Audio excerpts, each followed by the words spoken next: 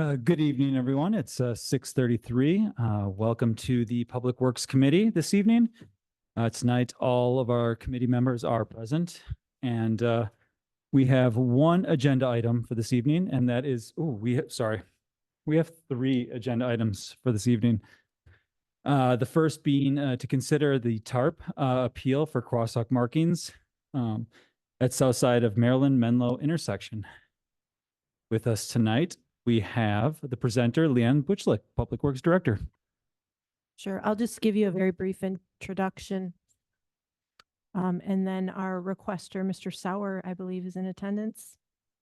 So essentially, his request is to mark the south crosswalk at the intersection of Maryland and Menlo.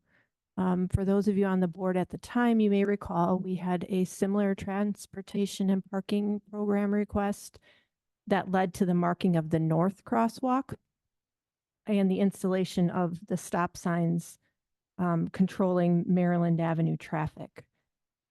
At the time, the boards or both the Public Works Committee and the Village Board's direction was very specific that only the north crosswalk be marked. Unfortunately, that was an evening that our recording system was not working, so there is no audio or video record of that meeting. The Public Works Committee notes from that night also got written over. I saved over the top of them with the next meeting. So I don't have any record of the reason that the committee decided to only mark one crosswalk. The request was for two. I don't know if any trustee or think if you recall. Unfortunately, I do not have any recollection of that decision. So that is where we stand currently.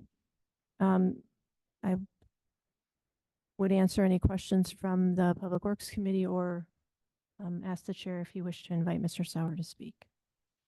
I think that'd be a great idea. Mr. Sauer, if you would like to make any comments. If you could go to the microphone, just state your name and your address, that'd be great. Thank you. Mike Sauer, 3544 North Frederick, so one street back from it.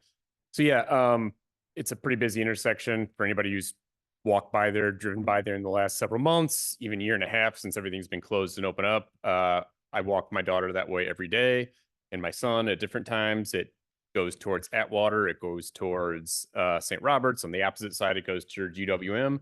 There's a giant bush in front of the stop sign, which doesn't completely obscure it, but it's, I will say I have, in the last year, 6 months, probably seen one day of walking where someone has not run that stop sign. I've made numerous calls to Leanne, to Public Works. That's why we're here. Called the police. They don't have enough people to monitor it. It's super unsafe. It's not even they're not even aligned. If you know the intersection, you've got two Menlo turns, and then you've got the southern and the northern one, and there's only crosswalks at the northern Maryland-Menlo intersection. So it's not even uniform. There's just driving straight pretty much down Murray and around. There's 9 other intersections that are properly marked with crosswalks at both areas that have stop signs. And if you go towards even like the Lake Bluff Ardmore intersection, which is somewhat similar because there's multiple things, that has crosswalks marked at every intersection and bright yellow signs in addition. So it's not really even consistent with the markings throughout the rest of the village. So really my only request is that we just put a crosswalk there. So when some kid, God help him, gets hit, we at least tried something, because it is a very dangerous intersection the way it is, because you have people speeding straight from Milwaukee there and they don't see the sign. So I prefer a yellow sign, a bright something, but We don't typically do follow-ups, but if you don't mind, when we originally put these stop signs up, it was kind of a bigger discussion. It's a very confusing sort of intersection, and it wasn't recommended that we put stop signs here. I'd love to get your opinion, your feedback on how it's been going. Plus, I have to admit that I recently was on Maryland, and it's the most confusing. Like, the stop signs are the most confusing stop signs I've ever had to be a part of. Like, I just don't feel like they work. Especially that the street up, the street just north that kind of like is just by Menlo. What's that street just north of Menlo? that's Menlo. That's Menlo. Oh, that's yeah. so That Menlo, makes it confusing. the way that it's just so confusing, and I get it. It's a very, I think we're hoping to see speeds drop a little bit since, you know, everything's kind of opened up from that other construction points. But it's a very busy street, but I'd love to hear your opinion on how these stop signs are actually working for the community. Yeah, so as somebody who frequents that intersection, honestly, multiple times a day, whether walking, biking, or driving, I think the northern one, I see almost always people stop at that. They stop for the walk because there's crosswalks. It's a much more defined kind of, it looks like almost like a three-way stop. It's the southern section that just is not working because number one, it just has like a half a line, just the regular stop line. The stop sign is obscured right behind a bush and a giant tree. So I'm not going to say the sign's obscured completely because you can see it, but you have to get right up to it if you're coming from a distance. It's better than before, I will tell you that much, because people, you're right, just sped through there before. Now it's just kind of like this game of chicken, who's going to stop first when it comes to turning. But the biggest problem is that southern stop sign. And I, took an, unofficial poll of the neighbors, and it seems to be the general consensus that southern part, it just not really working. Yeah, and you're talking about, we're talking about the southern requested stop sign. Correct. That point. Yeah. And then the current stop sign that we have, that northern one, is just north of Menlo. That's where people stop, and then they kind of drive past the first Menlo and then the second Menlo and then through. I'm just going to walk Yeah, over yeah, here. no, please. So sit up here on the recommended crosswalk part, which is the original diagram. Yeah. That one is clearly marked. There's also marked. Yep. Here, this one's not. People always stop there. Yeah. Down here, right here, right here. That nobody sees. At Edgewood. On the border. Edgewood, yeah. And young kids, they're just flying because of the stop sign here. Literally like 400 feet away from them. Yeah. And either slam the brakes on or just and even worse when cameras.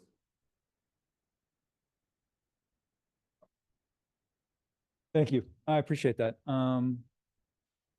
Do any other committee members have thoughts, questions, concerns, crosswalk? No, I mean, I generally defer to the neighborhood.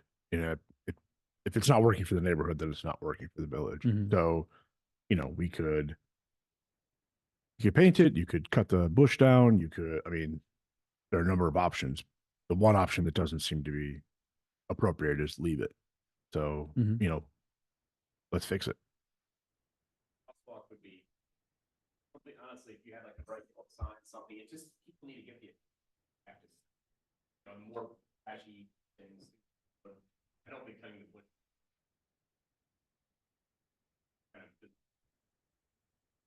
We, I know on Morris, there's flashing sort of stop signs. There's like little LED flashers on the stop signs. That could definitely be a help. I would say, sorry, Trustee McGovern, do you have any? I'll wait till you finish. I would just say that we are right now sort of taking a look comprehensively, the whole village, about street markings. So I'd say that this is a good time, but would probably fall into that category a little bit as we have these kind of further conversations about village-wide street markings and how we want to approach that. I'm definitely sympathize with you guys. Living on Morris, I understand people can be reckless, and it's just when you have kids everywhere, it's really difficult. So I would assume that without making a full-on decision this evening, it would be, unless you guys are prepared to make a decision, I think we could schedule this for another committee meeting and have a more robust conversation. You could certainly do that. I'm not sure what we're going to discuss. Like, are you looking for additional information?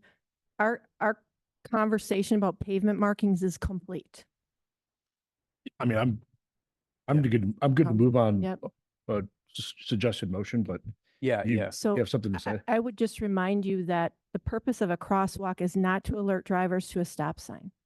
It's to provide safe crossing. If there's an issue with motorists not stopping at the at the stop sign, then that's an issue that we should address. The crosswalk marking is a completely separate issue. And that's one of the things that we talked about during our pavement marking our comprehensive pavement marking discussion, that more markings on the pavement aren't necessarily the solution to every problem and create an inherent and lifetime cost. I will say that this is part of a much bigger conversation that we've been having. And even though this seems like a very minimal ask in the grand scheme of things, it's just a very big, expensive endeavor. So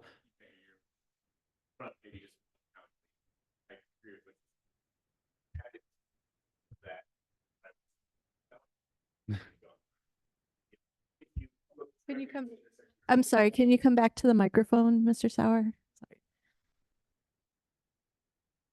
So to the point of people not knowing where to cross, it's also a valid point because directly north of the intersection in question is actually a driveway where people will just cross right in the middle of the road.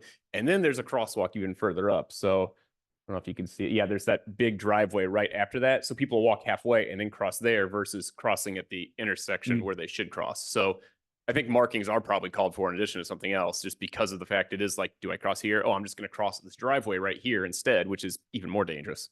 yeah. Thank you. I definitely could, I think for a sort of quicker fix without making a full-on decision about crosswalks tonight, I would definitely like to explore illuminating that stop sign a little bit better, or those stop signs with LEDs like we've done on Morris. I think that could be a really good option, but I'd be open to hearing what you guys Well, feel. I guess that's my question. Is it more that people can't see the stop sign, or that they don't know there's a crosswalk there, that in your experience? A little bit of both. Mhm. Mainly running it, so Yeah. But I also think down because there's a big sign. So I think the bigger question is people not stopping. Probably also do it. Yeah, I mean, it's hard to tell because, where I live, you can see the stop sign, but people go right through it all the time. Like, don't even slow down or looking at their phone half the time. So, it's hard to say, what could really help or not. I have kind of a hypothetical question though for you. It sounds like you've talked to some of your neighbors about, and they share the same sort of concerns. I'm just wondering if there was a program available where you could kind of assess a fee on yourselves, like a small fee to your property taxes, to put in a traffic calming measure of some kind. Yeah. Yeah. Okay. Yeah. Yeah, of course. Okay.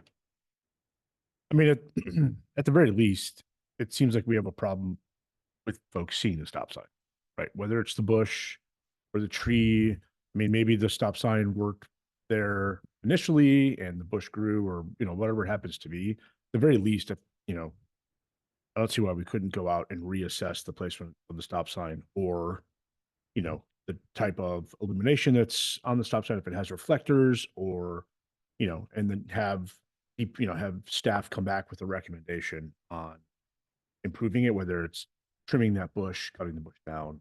They're just, without having to put in pavement markings, which again, we all understand are not designed to stop traffic. But if one of the main issues is that folks can't see the stop sign, well, let's fix that issue and then see if it gets better. And if it doesn't, then we can move on to the next step. But that seems like a pretty basic step for the village to take. We can certainly look at that. That stop sign is not even 2 years old. The sign itself is not 2 years old, and the sign has only been in that location for less than 2 years. So I think it's probably not likely the bush grew large enough to obscure it in that time, but we can definitely, take a look at those things. There is And something the kind of stop weird signs about out. that intersection though. Like, I've just myself have come up on it and then had to hit the brakes because I Yeah, didn't I mean, expect it. I yeah. think more than just that it's new, it's just It's Well, a funky intersection. it It is. has been since, Yeah. It since is. I was a kid here. Right. Yep. So the purpose of stop signs are to assign right of way. That's the purpose of a stop sign. It's not to slow traffic. It is to assign right of way. And I think one could make the argument that the addition of those stop signs to the intersection for the purposes of assigning right-of-way have confused the matter because you don't have good visual sight lines with other motorists at the other stop signs. It's an odd geometry.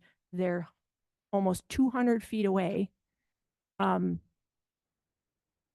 This board did it in response to a resident request because there was a significant amount of additional traffic because of the MMSD Edgewood project.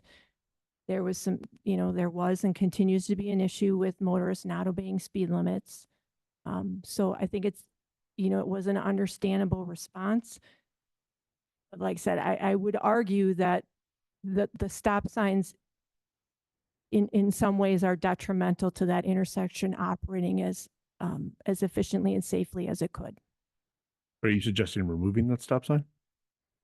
I think once you put a stop sign in, it's almost impossible to do that. But I'm just saying that sometimes, actions we take have unintended consequences. And I Sure. think the unintended consequence of that stop sign is it created this confusion that previously really didn't exist at the level that it does now. Yeah, I'd agree. It's very confusing now. And I've actually thought about, other things, something we could do other than the stop signs, because I think the stop signs actually make it way more confusing for people.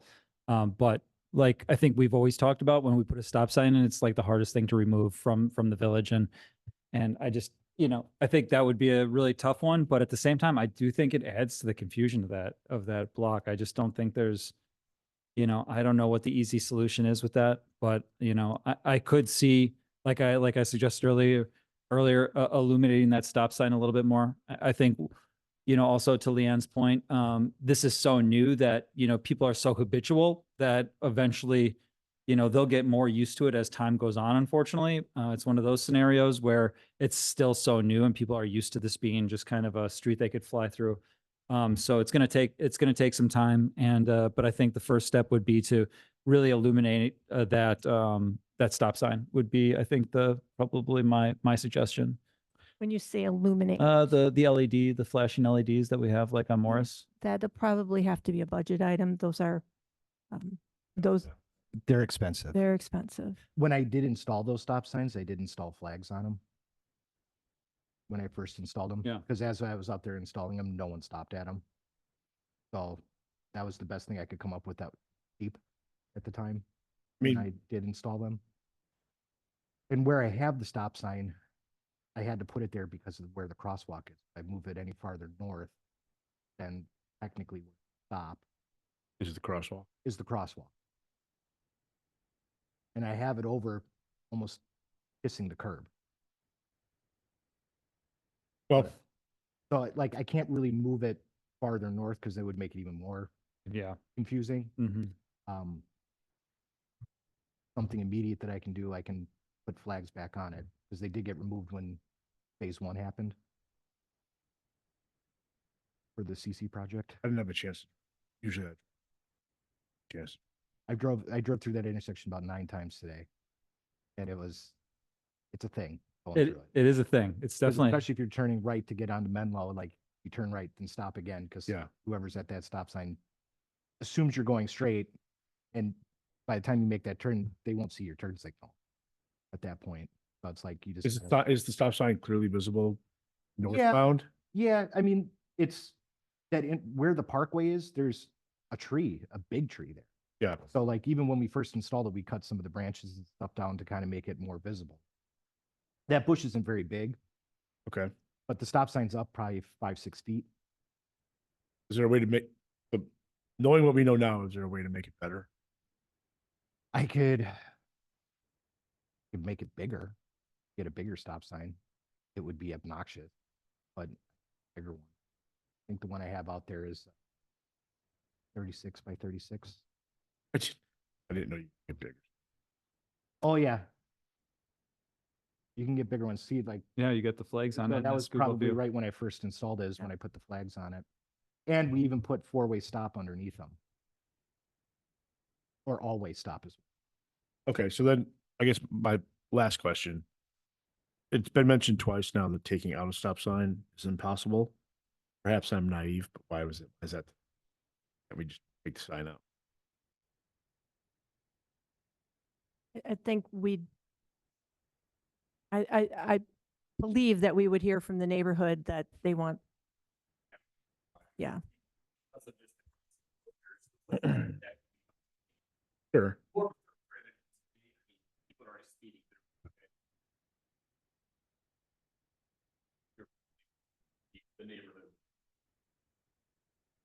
I think it's more of a symbolic thing too. I think when people see a stop sign, they feel a little bit more comfortable. But, you know, I think being a part of these conversations so frequently, you know, from our perspective, you know, removing a stop sign may actually help a flow scenario a little bit better. But, you know, that's not something I think we could Yeah. try. I think at least until a lot of these street, I mean, we have a lot of closures going on. We have Oakland's going to be closed soon. We have, you know, Lake Drive closed, Edgewood, you know, so we have a lot going on. And until all of that is cleaned up and cleared up, probably wouldn't feel comfortable removing a stop sign right now, but No, I just don't want neighbors to have a false sense of security. yeah, I think that's You what's know, happening a that little bit right The now. sign's there so they feel like they're okay Yeah. to cross, and they're not.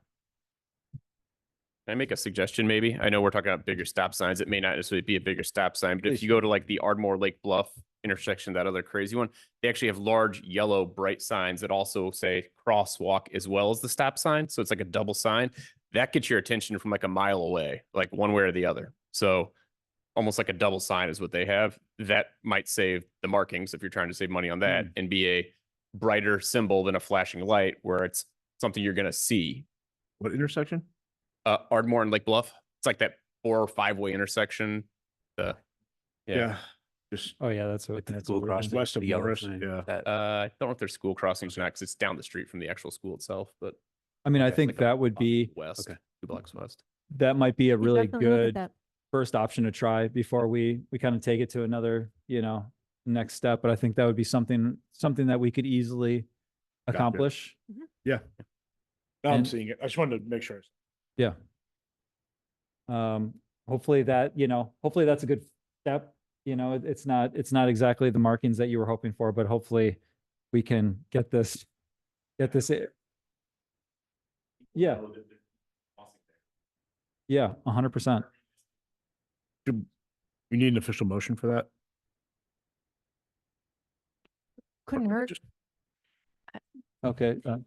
President I have a McKay? one more comment. I have a foggy recollection of the discussion Yep. of this, and I seem to recall that the reason for one crosswalk was that crosswalk could accommodate the most direct line to SIS and the high school, and then also for going north to Atwater, and that it was a desire to funnel people, you know, into One direction or One like direction and- one way of movement. yeah.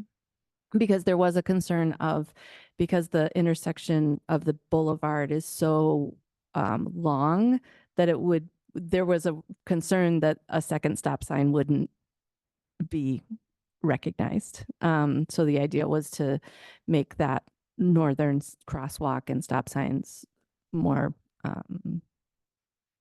formal or whatever. So Yeah. it might not, maybe it didn't work out that way, but I remember that conversation, that there was a concern that putting those 2 stop signs would not be sufficient. Okay.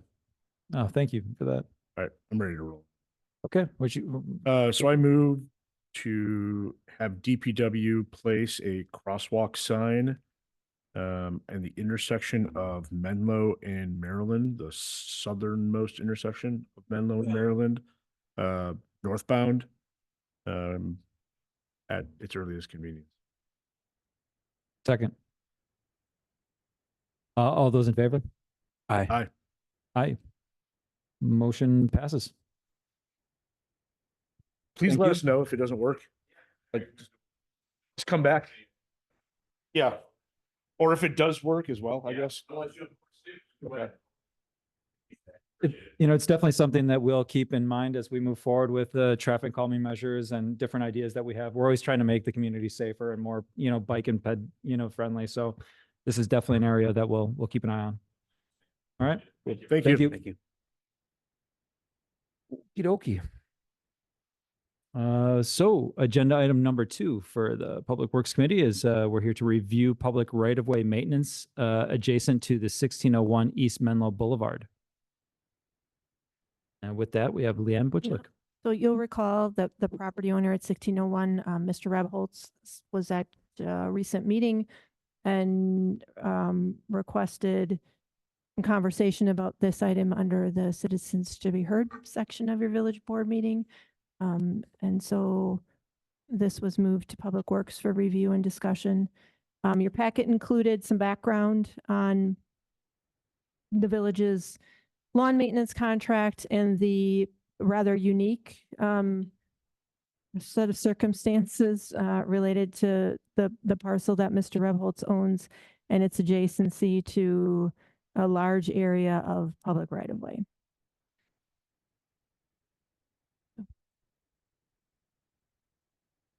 So Mr. Rebholz is in attendance this evening. So just to kind of review, you'll see the roadway on the left side of the screen is the access road to the lower part of Albert Park through the tunnel.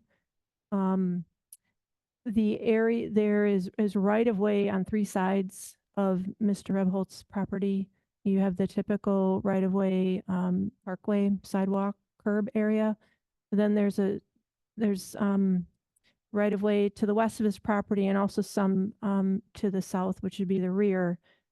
The rather unique thing about this right of way, in addition to, I've looked, I cannot find another parcel in Shorewood that has right of way like this adjacent to it, with the exception of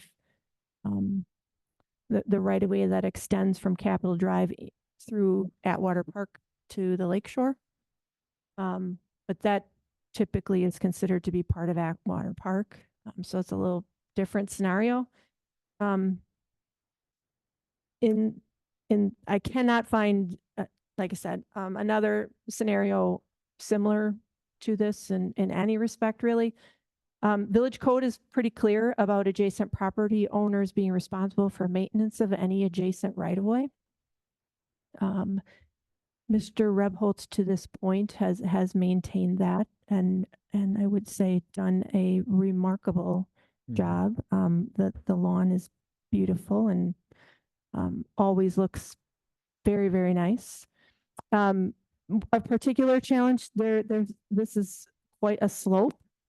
There's not really a good delineation of where private property ends and the right-of-way begins. You'll notice from this graphic, the property line actually like skims a planter on the west side of the home. So I will stop talking and let anyone ask questions or invite Mr. Rebholz to make any comments he wishes to. Thank you, Leanne. And, since I drive past this property daily, and I agree that you've done a fantastic job maintaining this property. It looks gorgeous, and it's kind of one of those, like, it's like for me, it's like a welcome to Shorewood sort of home where people are always kind of crossing that area, whether to get to Hubbard or to get through Shorewood. And that's just a great, it's just a great sort of, I don't want to say landmark, but it's just a nice house that people drive past. So you've done a really fantastic job with that lawn. Do any of the trustees have thoughts or comments? No. I mean, there's sort of 3 options that have been laid out for us by staff. I'm not at all interested in option 1, which would be enforcement of the existing code. I mean, there's a lifetime of service to the community, a lifetime of taking care of this parcel on behalf of the community. I'm not interested in sort of sticking it to Mr. Rebholz to have to worry about this. I think it would be, I'm fine with number 2. I'm open to number 3, number 2 being native. I just want to make sure that we're all on the same page, that would go from turf grass to a native grass, and would look different than it looks right now. But I don't have a better option for number 3. You know, I don't know that we should be cutting that given the hill that it's on. I don't know that a contractor would do as nice of a job, and so it would just end up not looking good. And so I'm leaning towards number 2, which is turf grass, or which is a native grass. You know, with, you know, and a thank you to Mr. Rebels for taking care of it for decades. I guess I would add, you know, I was sort of leaning towards number 2, and then I was sort of worried about us setting a precedent that other people would want this. So I'm glad to hear there's probably just one property in Shorewood. This isn't going to be opening up a whole new responsibility for the village. So I would say I'd probably lean towards number 2 as well, unless you know, unless anyone's got other ideas that could be, you know, work out for everybody here. Please, yep.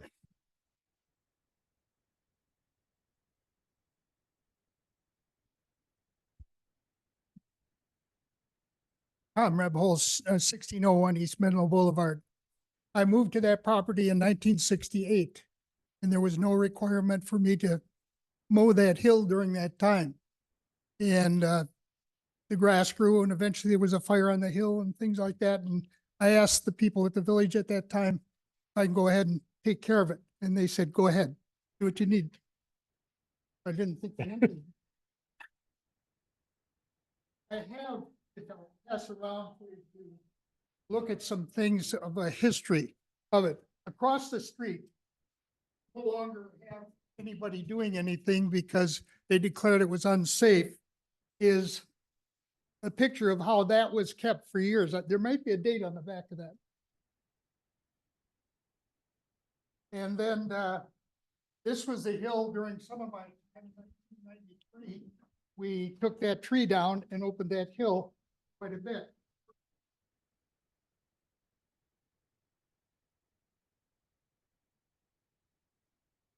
So somewhere, my wife and I couldn't figure it out when I started cutting that hill. And being a young guy and saying, hey, I want it to look nice and everything, I cut it for over 40 years, but I've been living in that place for 56 years. And I really don't have any plans on leaving the area, that, you know, the one that we don't want to plan. But I took some pictures today to show you what I have working. And I think the corner where I have mowed there needs to stay like that, or if you have all your tall grass and everything, it wouldn't look very good coming into the village. And I've had a lot of positive comments about the way that corner looks. So just what I've got now.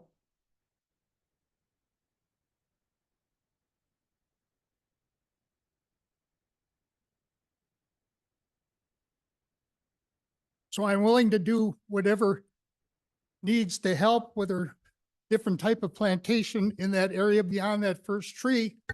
But I think the corner needs to stay as low cut grass. And as you said, I got a rock or two over the line, but I need to keep the tall grass and everything further away from my house, like it is now, because if we go on the property line, that climbs right up almost within 6 feet of the house. So I'm willing to help out. I appreciate what has been done in taking care of the raccoons damage. And I don't know what's going to come up from that because I don't know what was put in there.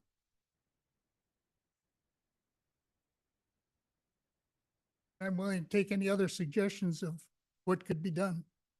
Do we know? I mean, for option number 2, do we know where it starts, stops? Do we have an idea of what? I mean, I know that of what the contractor would take care of.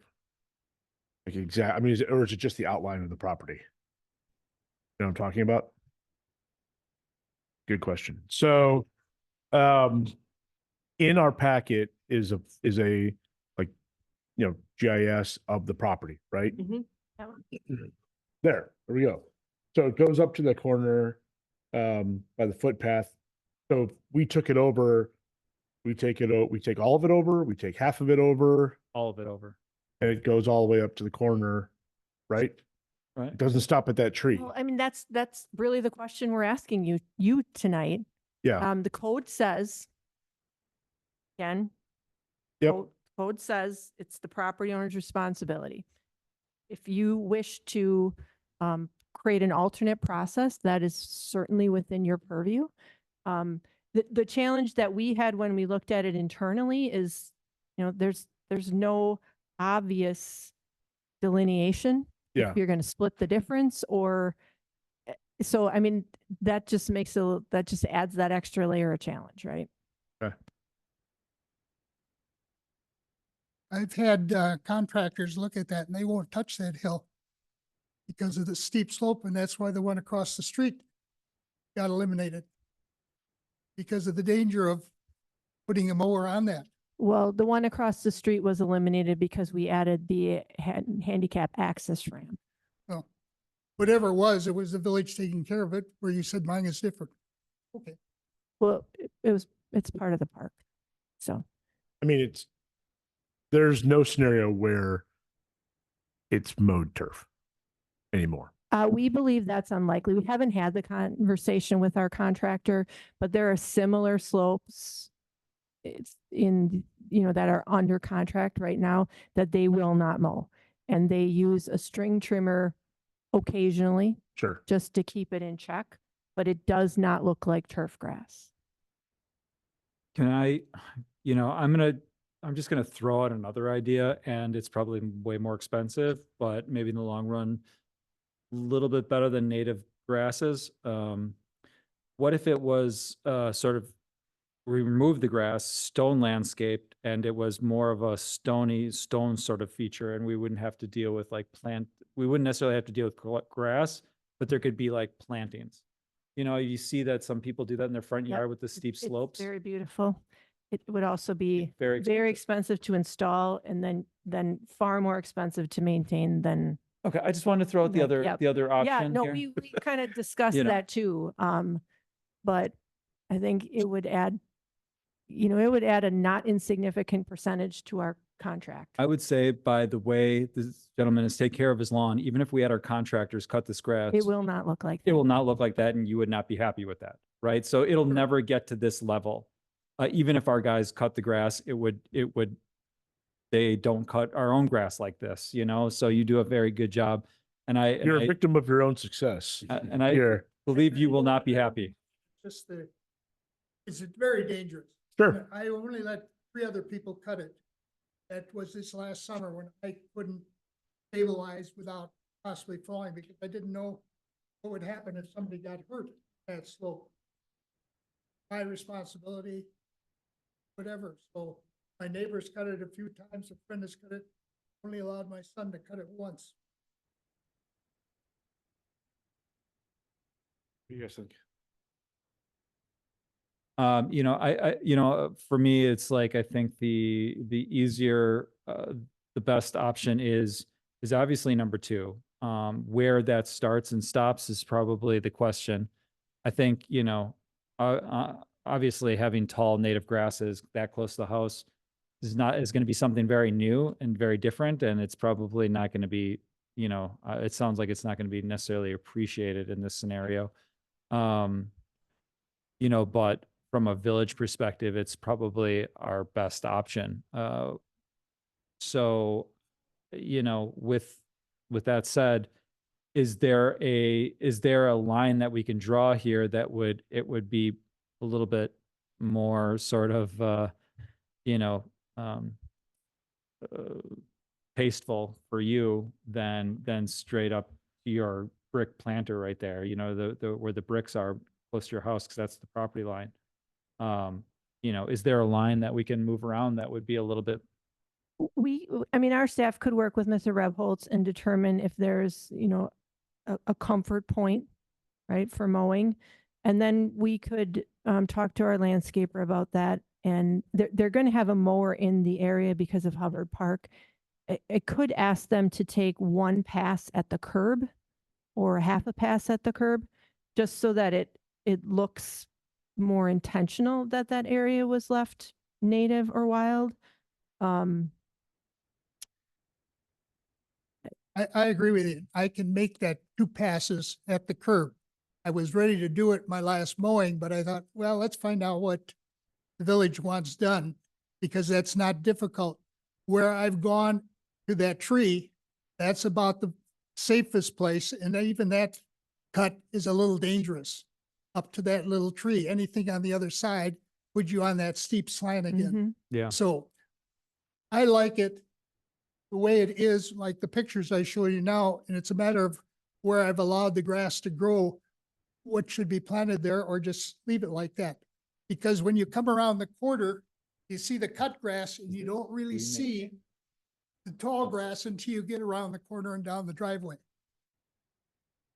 But I'm willing with the You know, land people knowing what the to do. the plantings, I hate, I'm sure you're probably not a huge fan of this, but the plantings across the street from you, I like to have continuity in the village. It's where it's hard to have one neighbor have one thing and another neighbor have another thing. It just kind of, and that's what we got going on right now, where your neighbor has all sorts of different plantings in their front. Is there something other than like native grasses that we could put in there? Is there something that's closer to what they have that would, Yes, but it'd But be, I don't- we're talking about, yeah, I would ask that we not consider that. okay. All right. I'm throwing out, I'm just. I trying know. here. I'm just, And I understand it, but I think it's, no pun intended, it becomes a pretty slippery slope. Okay. Maybe clover on the part that I've left grow over on days low, cause the bees. Well, for me, I'm at a number 2 here. That's kind of where I'm going to end up. I don't think it should be, I think we're going to, it'd be great to take the responsibility off of you to do this, because this is dangerous and we don't want you to hurt yourself or anybody that owns this house in the future to hurt themselves, or a contractor hurt themselves. I think, with this being village property, I'm not sure what the liability is there, but I don't, but I think coming to terms with, working this out, where this line could be, that we could find a balance and what we're both sort of looking for, where it's not all the way up to his house, but yet we can kind of back down a little bit to a more manageable area. That sound reasonable? I think, And then you can work Yep. with Tom here to figure out where that line is, and we can kind of move forward with that. Would you like a motion then? Yeah. Sure. I move to approve a process by which the property is exempt from the current code requirement and add to the village's natural turf maintenance contract, maintaining areas determined by contractor with DPW staff input, parentheses, likely native rather than turf grass. Second. All in favor? Aye. Aye. So that motion passes.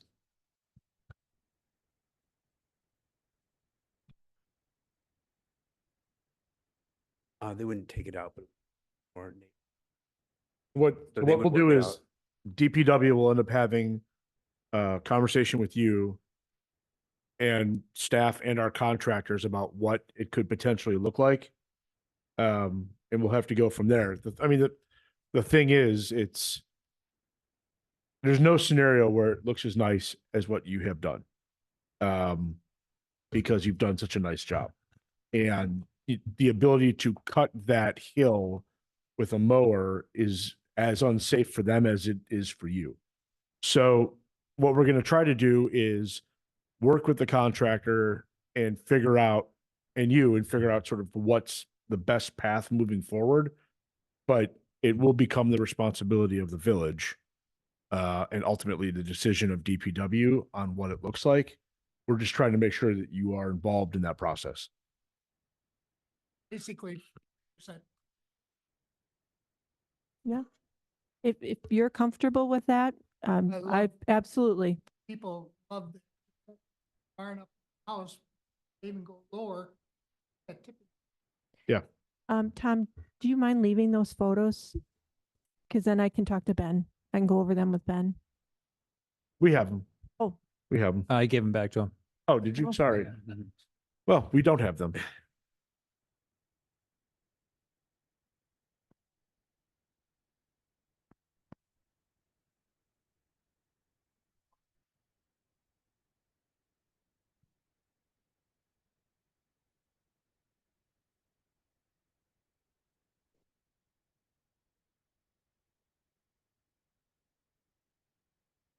Thank you for taking care of it, Mr. Revolts.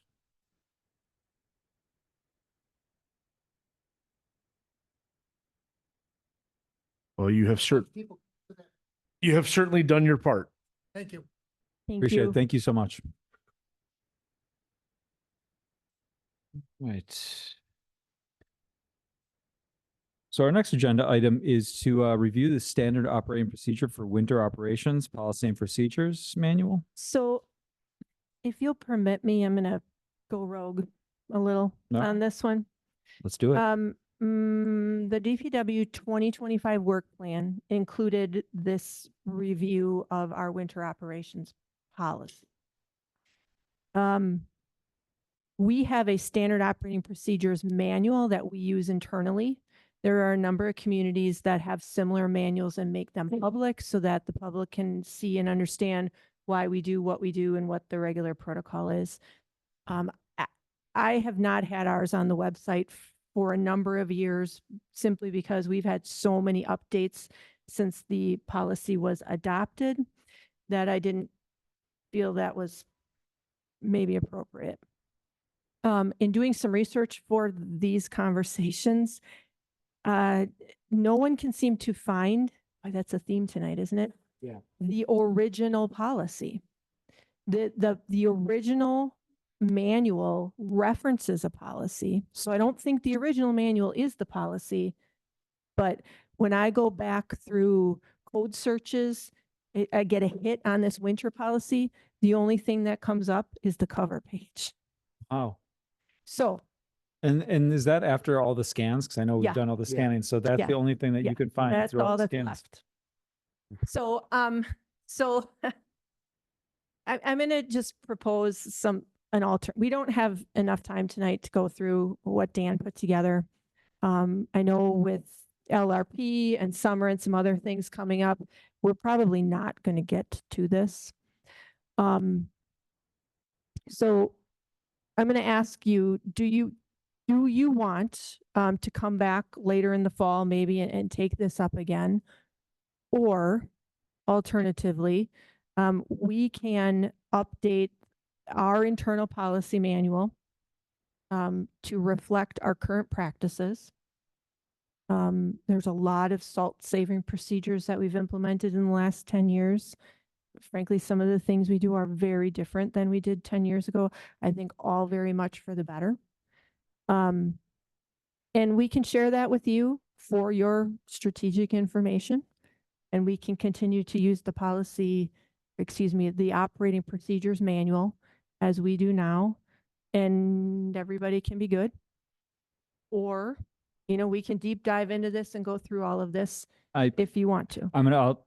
Personally, I'd save you the time. And from my perspective, I think we're good here. We can come back, revisit it at fall. You can just give us what you have in fall. And this isn't, something that I think you've got other things that you all have other things on your plate to be worried about. This is probably a low priority from my perspective.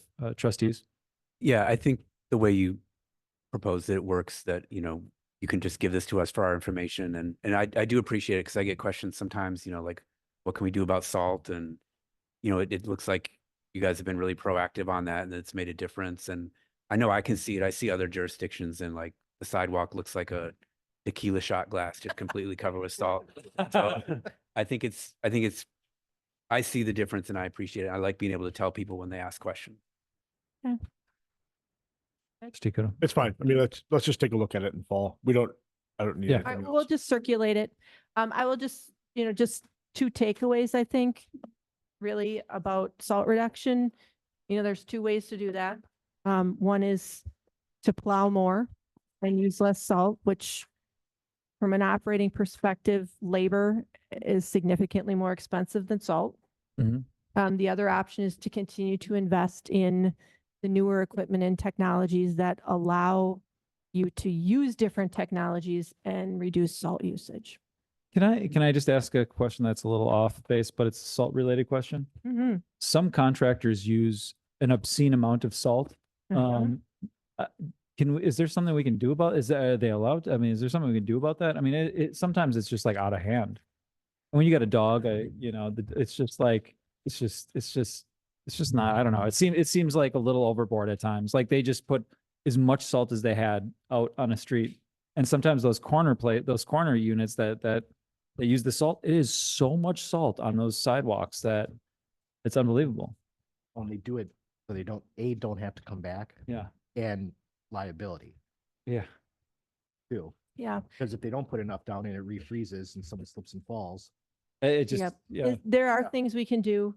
I think, that's a big bite Mhm. into something that, Yeah, I know. That's a whole other deal. Okay, cool. All right. I think we got our answer. You don't need a motion from us. We know where we're going. Appreciate it. Would somebody like to make a motion to adjourn? Move to adjourn. Second. All in favor? Aye. Aye. Public Works Committee is adjourned at 7 p.m. All right, quick bio break. All right, I would like to call the meeting of the village board to order at 7:31. All trustees are present this evening. Has this meeting been publicly noticed? The meeting has been properly noticed and posted according to law. All right, thank you very much. Welcome, everyone. Thank you for your time, talent, and patience in advance. And happy Pride Month as we display the flag. We do not have any special orders of business this evening, and so I will ask for a motion to approve the consent agenda. Move to approve. second, Motion by trustee Kudo, seconded by trustee Stokebrand. Any discussion?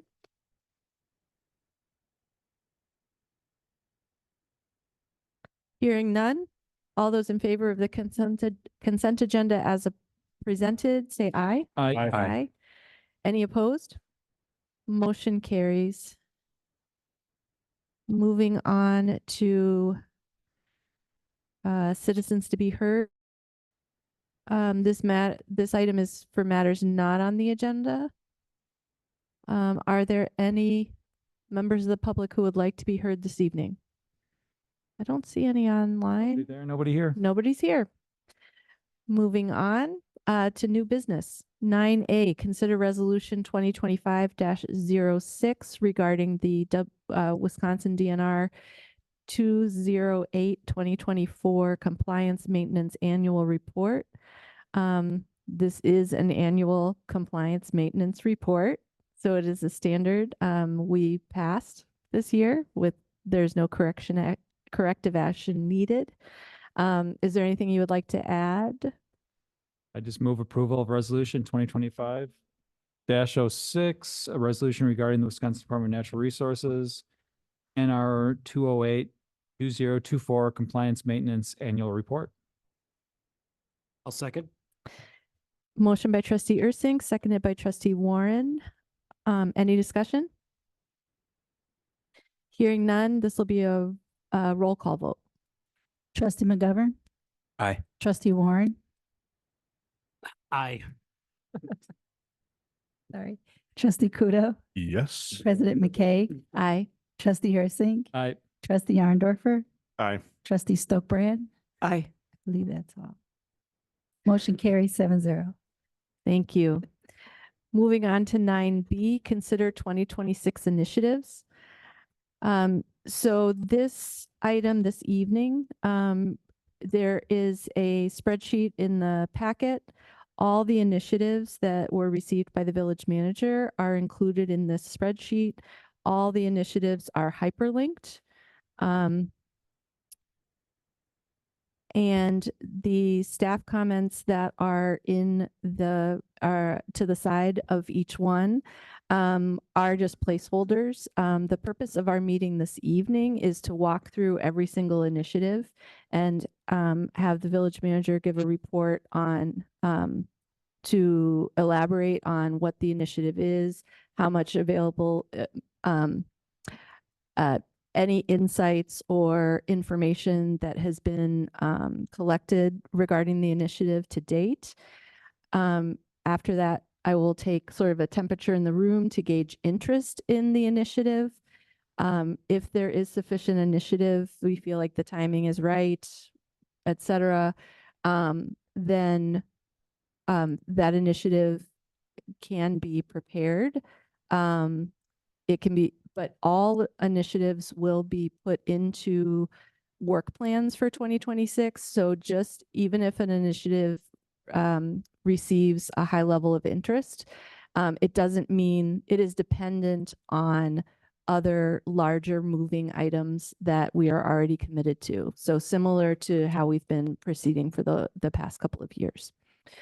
And then the motions are either to further consider all of the initiatives that are presented this evening, or to further consider initiatives,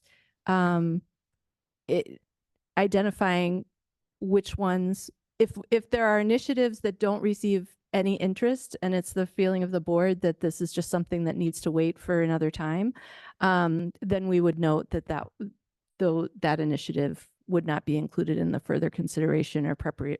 Another way of saying further consideration is preparation by staff to bring these things forward, whether as a budget item or as part of a work plan next year.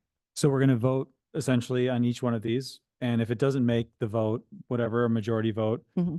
it's not going to be part of the large motion that we'll make at the end. That motion that we make at the end will include all the ones that we voted for, Yes. right? Yes. And if we don't come to a place of we need more consideration, then the motion can be to bring it back for further discussion. Will we assign these to committees, or will the village manager figure that out? That the village manager will Okay. figure that out, and it will be all according to work plan as it has for the past couple of years. Gotcha. Trustee Warren.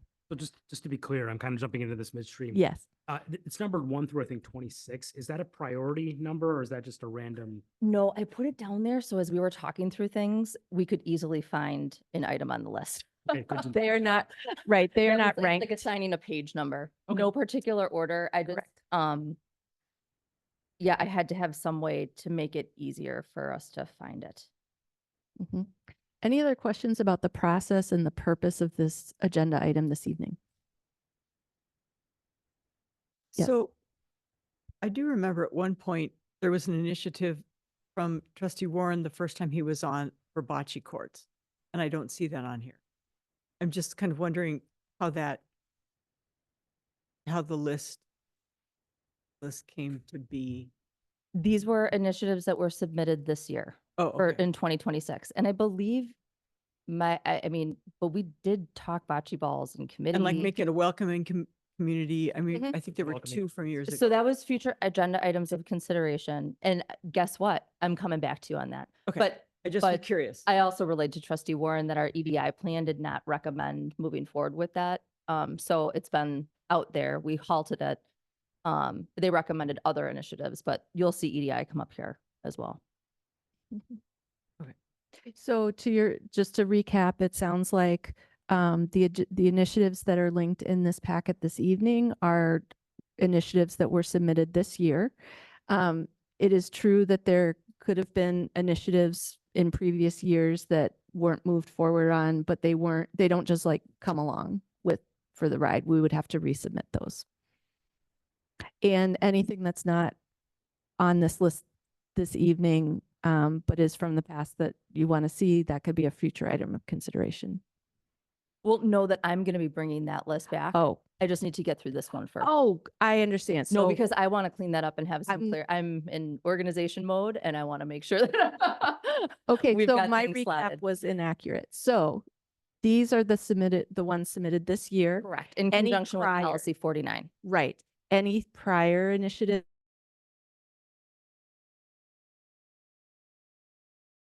Of consideration. you would bring them under in future record items. because that's what that item was. Okay. Really excited to have this opportunity to go through some of these with you tonight. I tried to provide it in a format that was easy and concise. So in the comments section, it's not meant to be an all-inclusive review, but the initial smattering. So as you were going through and reviewing the initiatives, you could kind of understand the landscape of 30,000 feet.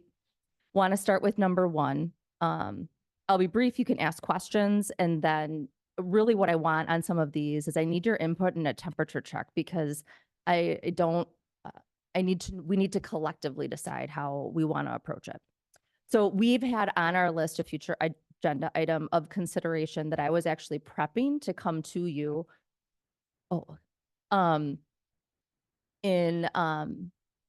It's been detained just because of some of the other items and the time that we've spent in committee, but I've actually done a significant amount of research on the groins themselves and what the village's past history has been with them.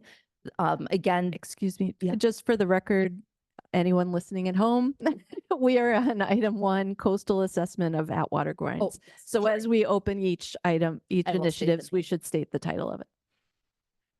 So I've been collecting the history. I want to prepare that, whether you decide to move forward with this or not, I want to prepare that information so that we can move forward and leave that record for whatever group would pick it up next if you don't want to pursue it. But essentially, in 2010, we did our last very preliminary look at the groins. We're at a stage where we would need to engage an engineering firm who is specialized in this, of which I've talked to a couple now. Yeah. Oh, I thought you were going to say something. To then put together a plan to say, okay, if we were going to strategically look at making improvements to these groins, what would we need to do? And how does that look over the scope of time? Because it's not realistic that they would ever just be replaced. I think it'd be potentially cost prohibitive, and some sections of them may not require it. To be clear, the groins are the 2 or 3 structures that actually create the beach. So be it not for these groins, we would not have the beach area available that we do. They are past their useful life. Key theme, I think, for us in talking about projects, but essentially the quote on the 15,000 is to have an engineer come and take a look at what should we be considering or contemplating. And this is something, it would be information that then I would then take and utilize for 2 purposes. Number 1, long-range financial plan, and number 2, to also have available to seek grant funding if there is any. So without having an identified project or what that means, I don't have something necessarily to apply for or try to seek funding for. So that is essentially what would be included in that item. So the question I have for you tonight is, board, this has been going on for years and years and years. This would be the next step to take a phased approach as to looking at the future of it.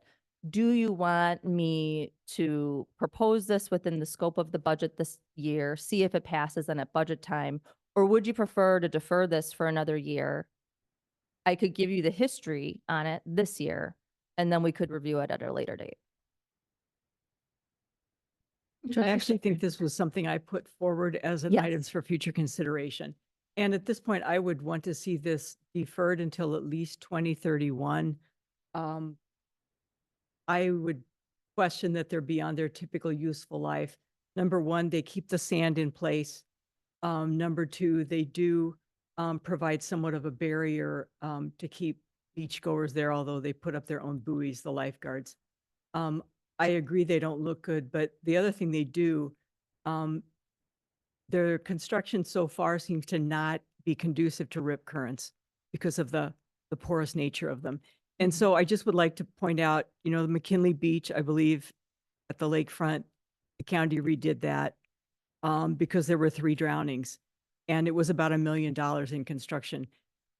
So they're an eyesore, and they are dangerous if you slip and fall. But beyond that, I don't see, given the astonishing infrastructure costs that we have right now and the capacity issues, I see no reason to take this on until Public Works is done. And so I would like to see us defer this until 2031. The only time we've had an incident, the fatal drowning, was when someone left the public beach. Trustee Yeah, I Hondorfer. we know how long it takes to move the ball on some of these major infrastructure projects. So, I would like to get started at least this, early step of the process in 2026.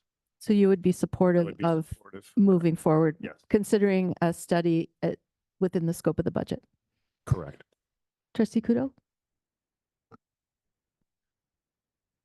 My position mirrors trustee Arndorfer's. I would like to at least know what I don't know. That doesn't tie me to any major policy changes or any adjustments for 26 or beyond, but not running into a situation like we've run into with the streetlights or with DPW's building conditions would be, I think, beneficial for all of us. So I'll vote in favor of it. Trustee Ursing? I will agree with Trustee Stokebrand's stance on this. She was the one that brought this up, and I believe we've got from a budgetary perspective as well as a capacity perspective, I think we got a plate full at the moment, and I would like to see this deferred. Trustee Warren? I'm turning this one over my head a little bit. Trustee Kudo's point hits home with me that we want to know what we at this point. And my gut feeling is to move this forward at this point. If it comes budget time and we can't fit it within the budget, we can simply remove it. But at this point, I think it makes sense to see if it's something that we can find a way to put in the budget so we can get more information and know what kind of priority we have to. Trustee McGovern? I mean, I kind of see both arguments, but we've been getting a lot of requests lately to, slow things down, find ways to delay expenses. We've got all these different really big ticket items coming up or already underway. And so maybe 2031 is too far out. I'd say probably wait another year at least, do the study, have the same conversation again next year for 2027. Mm-hmm. So I'd be okay with taking it out. Mm-hmm. Yeah, I could definitely see both sides too. And I think I'd be comfortable with it coming back next year, especially with how funding is and everything's so uncertain. So I would support it going in the budget, but I also could support deferring it for a year. Just a quick question. This kind of seems like a perfect opportunity for grant money. Right. And if that's something that we could, I do want to see this. Like, I totally agree with what other trustees are saying about making sure we know what we don't know. But at the same time, this seems like a perfect opportunity to find a grant, and there's got to be a grant that lives out there for this exact thing. So I would love to explore that. I actually explored it from the grant end first. Yep. And in talking with like the other Great Lakes and the coastal regions, because I initially started with, oh, okay, can we find some money for it, right? So then I went down the rabbit. That's what led me to start going down the rabbit hole through different organizations, and all of them ended up, which is, listen, you need to figure out what you need, because no one's just going to fund it unless it's like tied to something that's going to be like in energy conservation or wind energy, or I can't find anything that's going to fund the 15,000 to do the study. So the reason I wanted to talk about it is because I was like, well, we could do the study and see what that gets us. And then there's the record that then we could decide when or if, however we wanted to pursue, or you stop, you don't do that and you push it forward to another year. But really what has been communicated to me through these organizations is, until you know what you need, you don't have a project to apply for. Just nebulousness of, because you're not going to replace them, because to Trustee Stokebrand's point, portions of the groin are operating exactly how they should. But it's how to look at it into the future so that you're preparing for what does need to get done and what does that look like financially. And then that's where then we would have more of a scope identified that I would be able to take somewhere and identify and get more. I think eventually be in favor of this, but without sort of knowing where we're at budget wise, I'd hate to just throw something like this into a budget that we're not totally, locked into. Because I know, we just went through a process this last year, and I'd hate to come back to that process and then, agree to something like this and have to take it out again. So I think for that, I would personally still like to see it deferred, maybe not to 2031, but potentially another year until we have this conversation. I would also venture a guess that grant money is not quite where it used to be a year and a half ago. Yeah. Accurate, Mhm. accurate. Well, for the purposes of moving forward, I'll support it moving forward to be considered within the scope of the budget, and to everyone's point, realizing that it might not stay in the budget and then it's there for next year, or whenever we move it forward. So it seems like there's enough interest and curiosity to move it forward. Is that a major, is that a? Do you majority? want to It go makes through? I Can make we- four. Can we just do a raise of hands so I can, Yeah, Right. Anne's right. She makes 4. oh, you did make the fourth. Mhm. Okay, all right. So that one will be proposed, put in the budget, and then during budget, you have an opportunity to cut. Mhm. Okay, item 2, LSL implementation and finance plan. The proposals are under review. Correct. So we're currently, we've scheduled now interviews with firms to review those. This is a big component of our overall finance plan and really our strategy for future infrastructure, including an LSL. So we're in progress with that already.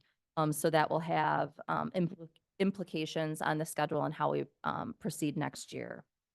So I don't see this as being an option for you. We need to get this Yeah. going.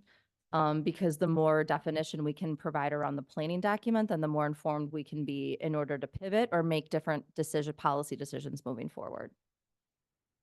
Any concerns about that, just- Trustee Stokban? Funding for this, is this going to come from various sources, like maybe some state drinking water loan program? We've applied for a grant, or is this water rates? Water rates. Water rates, okay. We have, I'm going to move on. You guys stop me. Yeah, we don't have a choice. I see we Yeah. have to go on with this. Yeah. Great. Okay. Number 3, also currently under review right now, our mobile parking payment system. This is something that we actually met on today, and we're going to be scheduling a meeting in July to reconnect with the Budget and Finance Committee on. I'm not going to go into the full explanation of it, but a recommendation that's going to be forthcoming, at least from the review panel, is to defer looking at this for a year, for the sole reason that we have North Oakland Avenue that will be under construction. We're going to still have private side lead lateral replacements on Lake Drive, and then also all 300 replacements in the southwest corridor under construction. So in order to, if you actually got to a point to deploy the system, you wouldn't have your key areas that would be generating revenue to know whether this is working the way that you wanted. And right now, even if you did implement them, all the parking is going to be pushed inherently at different points just based upon that construction schedule. So we will be outlining recommended next steps if you want to continue to pursue. And we'll get more into that description with Budget and Finance when we reconnect with them in July. But that was late breaking as of today. So I just wanted to share that with you. If I think it would be helpful if on this one you waited for it to come back to you. It'll come to Budget and Finance in July, and then it would come back to the full board in August. Yeah, I mean, it sounds, Well, I just wanted to, note or state the obvious that when we replace Oakland, this kind of seems like a perfect opportunity to install whatever we may install at that time. Just, to have to go back and to then rip up the sidewalk again, if that's the way we end up going. I'm not sure what system you're looking at right now, Oh, but clarification. It would not be physical meters. It would only be a mobile parking software system. So something that you would pay QR by code. your phone, Fine. through the phone, through an app, online. Nothing would be, the only the infrastructure really that we would have would be signage at key locations, likely with QR code, and directing people in terms of how they can pay. okay. Yeah. Well, So basically it would be welcome back to Here's North Oakland here's a parking Avenue. ticket for you. Here's in a parking 20 ticket for you. and here's- Everybody gets a parking ticket. I remain steadfastly opposed to paying for parking in Shorewood. So, I mean, we could come back, we could take a look at it, whatever, but I will forever be a no vote. So you're okay with deferring? Are It's very there, complicated. You're saying there's a and- chance. And it's a lot for the chance. police department. Mhm. Yeah. Just, it's complicated. Well, this seems And- kind of like the groin situation where we know kind of what we know, we've got the information, and if there's no physical sort of structures that need to be in place, then I think I'd be in favor of deferring it for at least a year to get all of these different projects kind of going, and then we can sort of fill that in. I'm okay with deferral as well. Again, you know, I guess there's no harm in looking at it. I'm not sure it's going to garner the kind of support you need to get kind of issue through. And there certainly would be a ton of change management throughout the village. So I'm not sure I would support it either, to Trustee Kudo's point, but I think all that leads. Mhm. I'd like to keep it in. This is potential revenue. We're always looking for ways to either get additional revenue or find places to cut expenses. Street parking is very valuable. We give it away for free a lot of times. So if there's a way that it can kind of reflect the actual value that it has, I think it's something we should look at. And I favor looking at it, but not until 2027. I would want to make sure, I would want to make a final decision pending the upcoming conversations we're having on this. Right. So So the purpose, it's- for purposes of tonight, because I want to leave the record, we did learn a lot and we took a lot of time pouring through these proposals and getting to the point where we're at. And we're still going to be doing some work in order to finalize that recommendation for you in July. But I think it would be helpful if you guys did review that and then made that final decision. Yeah, I mean, that's where I would want to go. I mean, I'm totally open to deferring, but I just want to make sure that the conversation be mapped out before we make that call. But I mean, based on what I'm hearing, if it seems like deferral will be likely outcome, but I just want to make sure we go through the requisite steps before we do that. Yeah, even if the majority supports deferral, which is what I'm hearing is the case, we'll still have those things on the agenda for information. Okay, so you got your, Yep. Number 4, new public works facility. Comment there, current and other locations are under review. mhm, I'd be in favor of moving this one forward. yeah, We've green light. already put so much work and energy, and we've been hearing for the last 20 more years that this is a need, and I feel like this is the biggest need that the village has right now. So I'm definitely in favor of continuing down this path. Yeah, same here. I'm a little surprised to see it on this list, actually. I just thought there was a It's a process in given. place to Yes. proceed with this. Mhm.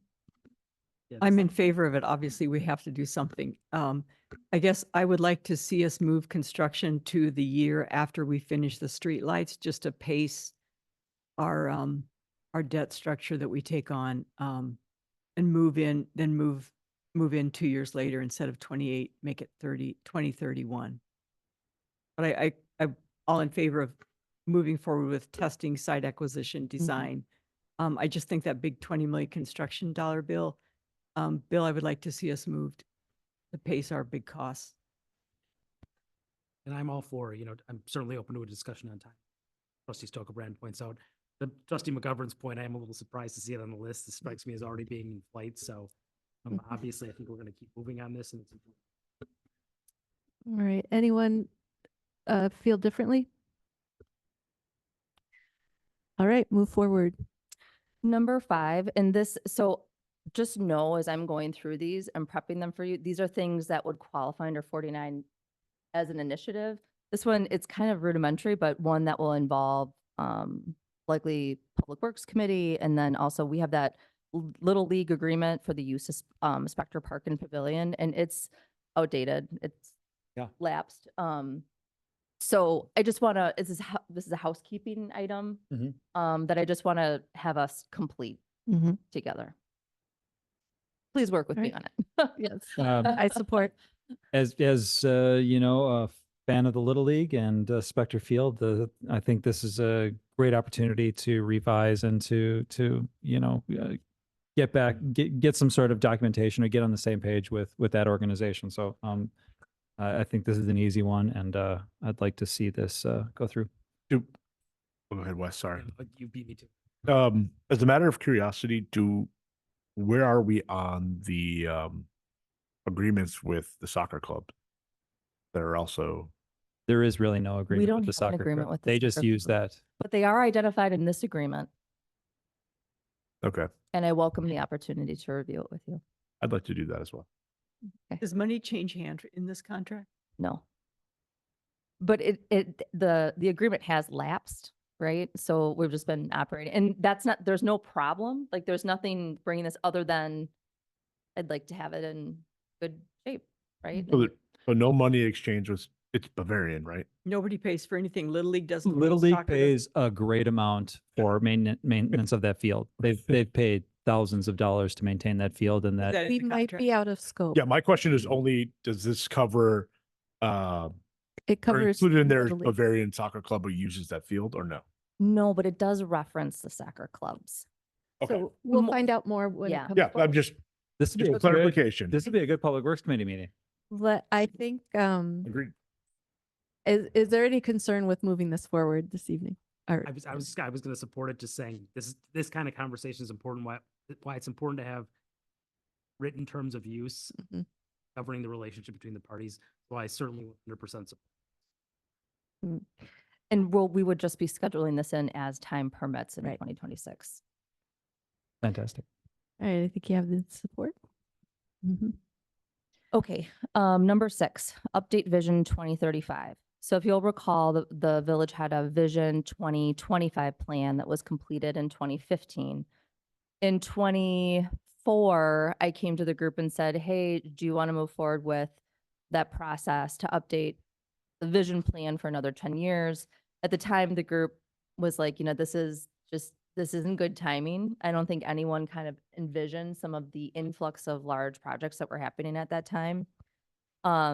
So this is primarily to call to your attention that we should update the strategic plan. But really the question in my mind is, for me, and this, I guess it's because I'm really in the weeds with the LSL proposal and the infrastructure review. I think some of that has such a large pivot point for our community in terms of where financially we're leading in future years. And one of the big oversights of Vision 2025 is that it never considered financial ramifications or cost when I read through it. And so I see the work that we would be doing this year into next year for LSL and water rates being an important component to bring to the table when we do strategic plan for the future. And I'm wondering if delaying it again until we can see what deliverable we get there makes sense. But I don't ultimately make that decision, right? I mean, we do this as a group, and so I wanted to come to you with that. Yeah, I mean, to your point, sorry. I mean, to your point, yeah, I mean, I think we need to fully understand the landscape that we're operating in to the extent possible before we commit, embark on a lengthy process like this. So I'm not champing at the bit to defer it, but I think until we feel we're comfortable having the best grasp of different, inputs that will actually shape the actual vision, I think we need to hold off. I agree with that. And I'm going to ask kind of a leading question. Correct me if I'm wrong, but 10 years is not a magic. If we defer it a year or even 2, Correct. 7, 8, 9 years is fine for 2035. There's no real, what I'm trying to say is I'm not seeing any real downs. Right. And I bring it up every year because number one, I don't want us as a group to forget, right, that it's out there. But I will say that I think these last couple years from a historical perspective of what we have going on is just not business as usual. And so I would like to provide realistic expectation for both the board and their involvement and also the community in terms of what's discussed and how that gets processed. because the financial component was just never a part of that discussion in the old plan. So this would be to hire a consultant for $50,000 to $75,000. Mhm. We would not do it in-house, No. obviously. The other thing is I see a lot of meetings here that somebody on this board is going to have to go to. And I think we're at capacity with everything else we've got going on. My understanding was with these plans, comprehensive plan, blah, blah, blah, is it somewhat compromises you if you're going for grants. Sometimes some organizations that would give grant money would say, oh, well, let's see, do they have an updated vision plan? Is that true? I think the comprehensive plan has more is meaning. is statutorily required, but a Okay. vision is A choice. a choice. It's Wow, optional. that's a lot of money for a consultant to do I would favor deferral. Any other? Okay. It is deferred.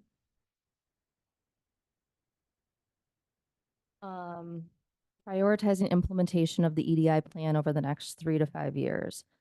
Essentially, when we finished the EDI plan, there were a list of all of these different elements that needed to be executed. And then we had to pivot really hard because we were going into the throes of the lead copper rule being finalized and then being finalized in a way that we didn't anticipate. And we've still been kind of reeling off of that discussion, in addition to kind of tackling public works and other things that were prioritized and sensitive. That being said, what I'd like to do is go back to the Strategic Initiatives Committee and talk with them about the recommendations from that plan and really laying out more of a roadmap, because this is not work that just gets done overnight and it's not checking a box, but to be really thoughtful in terms of how we take a look at what steps we take next and just provide that framework for what we think we can accomplish within the next 3 to 5 years, and then start on that road, knowing that I have a committee to kind of check in with and assess those next steps with. I think that makes a lot of sense.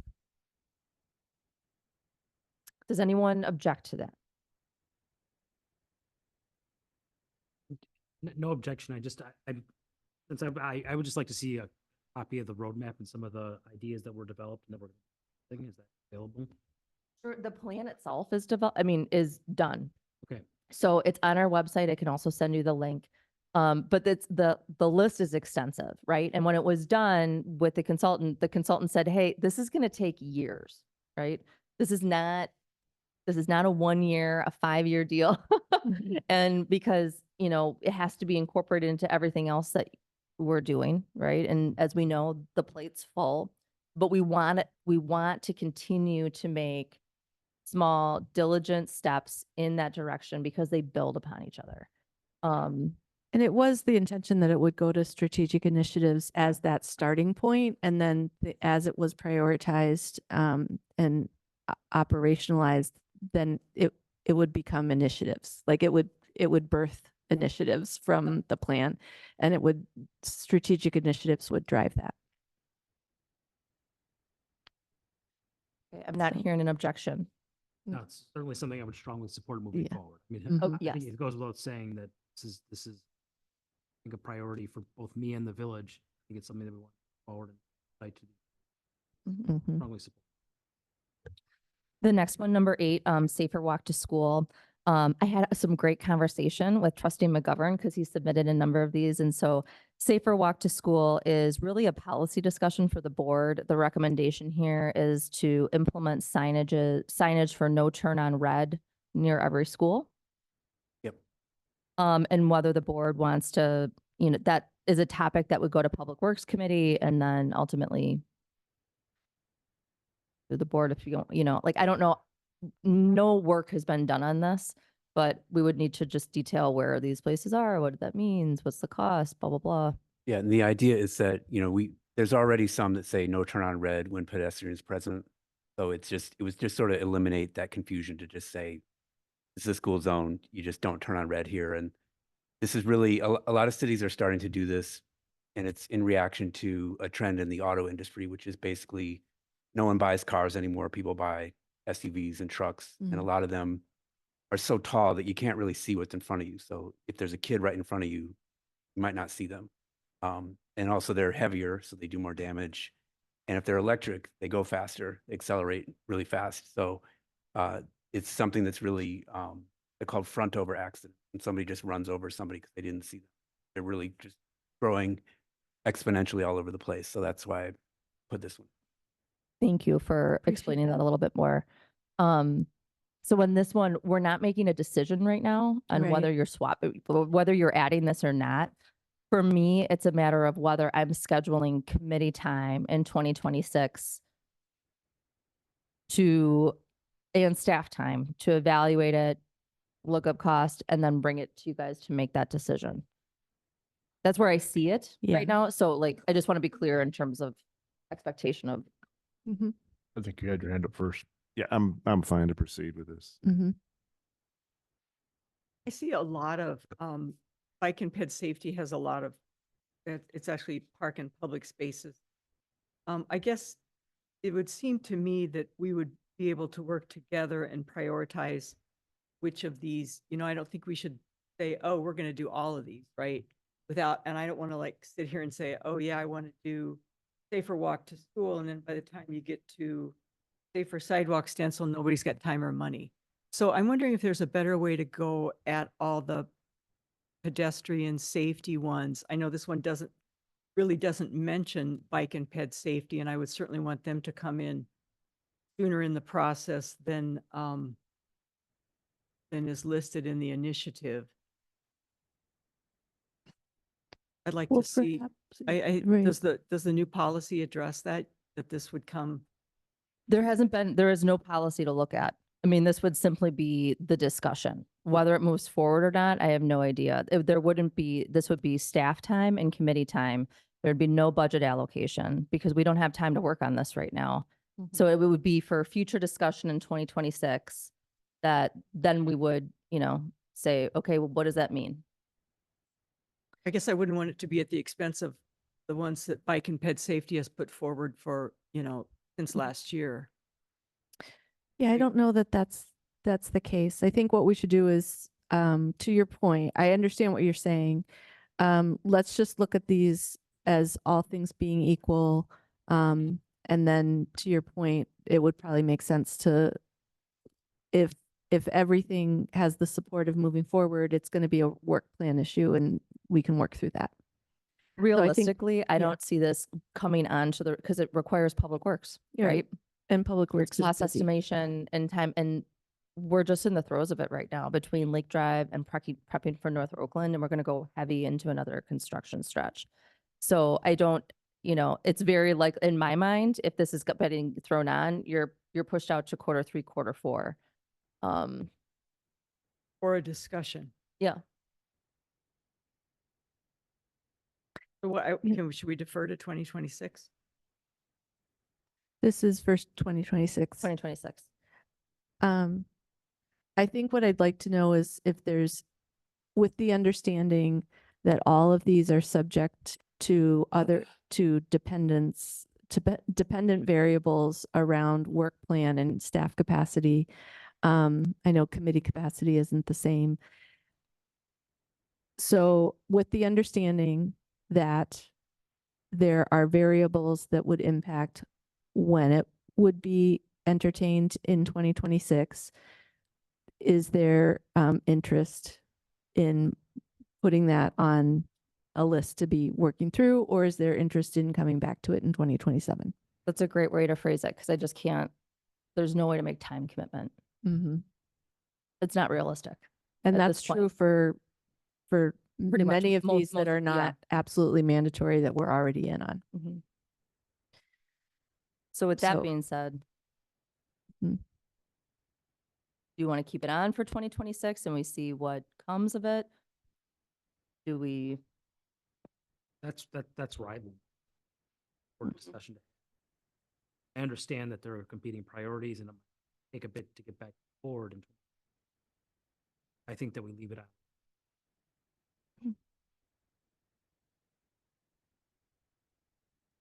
Yeah, I can get behind that as well.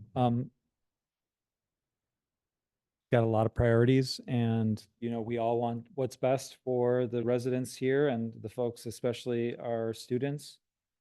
So it's hard to say, let's defer this, because I think it, you know, it's a good conversation to have, but, from a priority perspective, there's a lot going on, and, you know, so I'm willing to have that conversation. Okay, well, it says no legal deadline, but we should get this done by the start of 2025, 20. So that's not. I Well, can support this as part of a, you know, I would like to see the Bike and Ped Safety Committee involved. Mhm. And so I would really encourage you Mhm. to, I can see it going, you know, maybe 26, 27. Okay, I think there's support for moving it forward and with directing staff with the understanding that it is not something that we can take on in time for the 2025-2026 school year start. Oh, no. Yeah. This is one of these items where, right, we're going to schedule those things that have to move. And then as we find that space, kind of no differently than what happened with the Atwater groins, right? I've been working on it slowly, and then now it's like just, Capital Drive, right. you know, all and, the safety and Yep. the tapper requests and all that. I'm not trying to make it more than it is. No, It's just, we haven't it's just- looked at it yet, so I don't know. Mm-hmm. Because this is the decision point, right? Do you want me to look at it and Yeah. Okay, I think we've resolved that one. So let's move to number 9, Capital Drive Safety, Trustee McGovern. Yeah, so this was to put in raised crosswalks, Capitol Drive at Morris intersection. It comes up constantly. That's sort of one of the best things you can do is put in a crosswalk. I didn't realize there was already a grant application in the works when I wrote this. So it's just something I would hope to see. There was what they do is they make you slow down, makes you more visible. We had a woman hit in a wheelchair a couple weeks ago. So that's the kind of thing where if you have more visibility, you're less likely to have something like that. But again, I didn't realize maybe this is already in the, so. And I can just give a brief update on that. We submitted very specific items that we wanted to have occur on Capitol Drive. One being that raised crosswalk. Second would be adjustment of the timing for the lights and the walk sign. Because there are so many lights and it extends into Milwaukee, it's a much more, like, there's more programming than meets the eye. Also an evaluation of the signage that we have on the street. So those items were submitted under the scope of that Safe Streets for All grant. They're more general when they're verbalized in the grant application because of the way that the county is writing it, but those are the items we'd like to see done. So that was an update for Trustee McGovern and all of you. And then also within this initiative, there was the request to redesign the Oakland Capitol intersection. I don't know if that was mine, somebody else.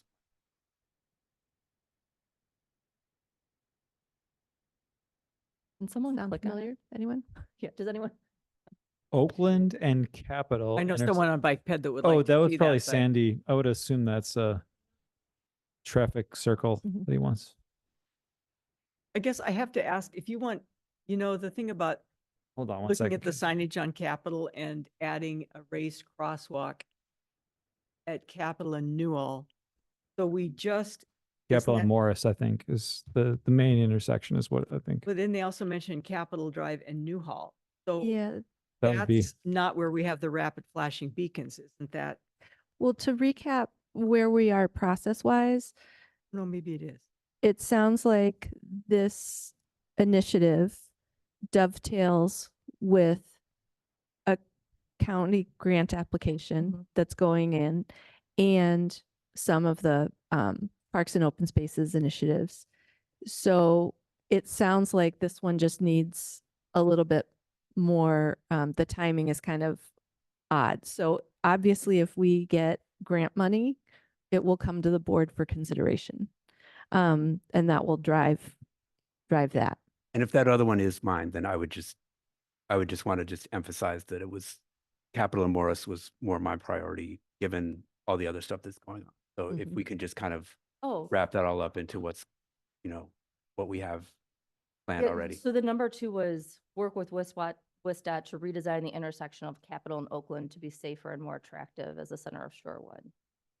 Redesign to include protective intersection or roundabout. That sounds like a Def and Sandy.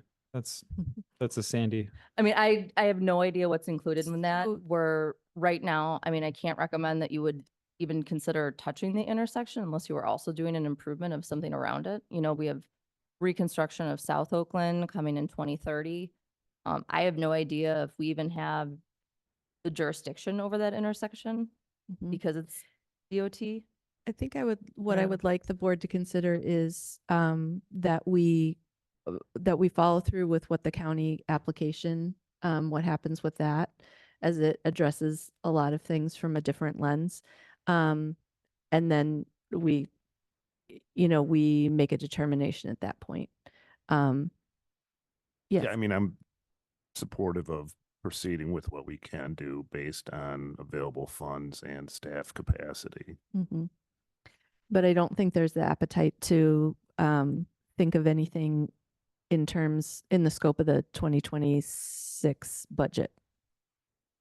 I think that's premature. Yeah, I mean, I guess what I was more focused on is just because you have to get anything that you want done approved by the state, and there's Mhm. this whole process where, even before you get to actually building anything, Mhm.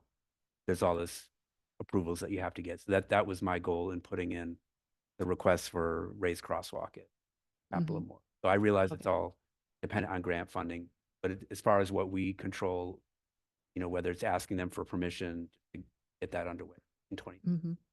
I agree with Trustee McGovern. I think that this is a very kind of long-term project. So to start these discussions now, it's kind of understand that state, the grant funding, all those things need to be worked through. But I think it's important to start the conversation earlier rather than later because a lot of these ideas are good ideas. Mhm. So reset that the question is there support to start the conversation around what still can be done with Capitol Drive, with the understanding that that could occur in 2026, depending on other work plan availability. So similar to the right on red conversation, that what we are not doing tonight is to say this has to happen at this time in January of 2026. Everything that we express interest and support for will be part of work plan management. So with that caveat, is there interest in exploring with WISDOT, starting that process around what could be possible given the outcome of the grant? Okay. Sounds like it. All right. Moving on to item 10, Trustee McGovern, community-led traffic calming program. Yeah, so this is an idea I had kind of inspired by a similar program in the city of Milwaukee where a neighborhood is allowed to petition the city for speed bump or something specifically focused on their block for traffic calming. And they agree to pay for it with a special assessment on their taxes temporarily. So the idea is that it kind of involves people in improving their own block or their own neighborhood. It helps us get past this issue of how do we pay for these things? Got limited funds, limited staff, limited resources of all kinds. We just had in the DPW committee today requests for a reversal of a taper decision to deny a stop sign. And, you can tell like they don't really want the person that initiated this doesn't really want a stop sign. They're trying to make their block safe, their intersections, and what they have available, stop sign, crosswalk. And I even asked him, I said, hypothetically speaking, would you raise your own property taxes temporarily fund it? Said I'd pay for them. So, and these are, something like bump out each one is about $7,000. So it's not like $17 million lighting project. Cost is more reasonable, easier for, a group of homeowners to handle if there's interest in it. And, Rebecca and I talked, and kind of the downside is that it could be a lot of staff time. So one thought I had was that, use the funding that you would get from this, either temporary special assessment or application fee, to fund a contractor or village engineer or somebody to look at the, evaluate, decide whether they, but that is kind of the drawback. New work for RTP.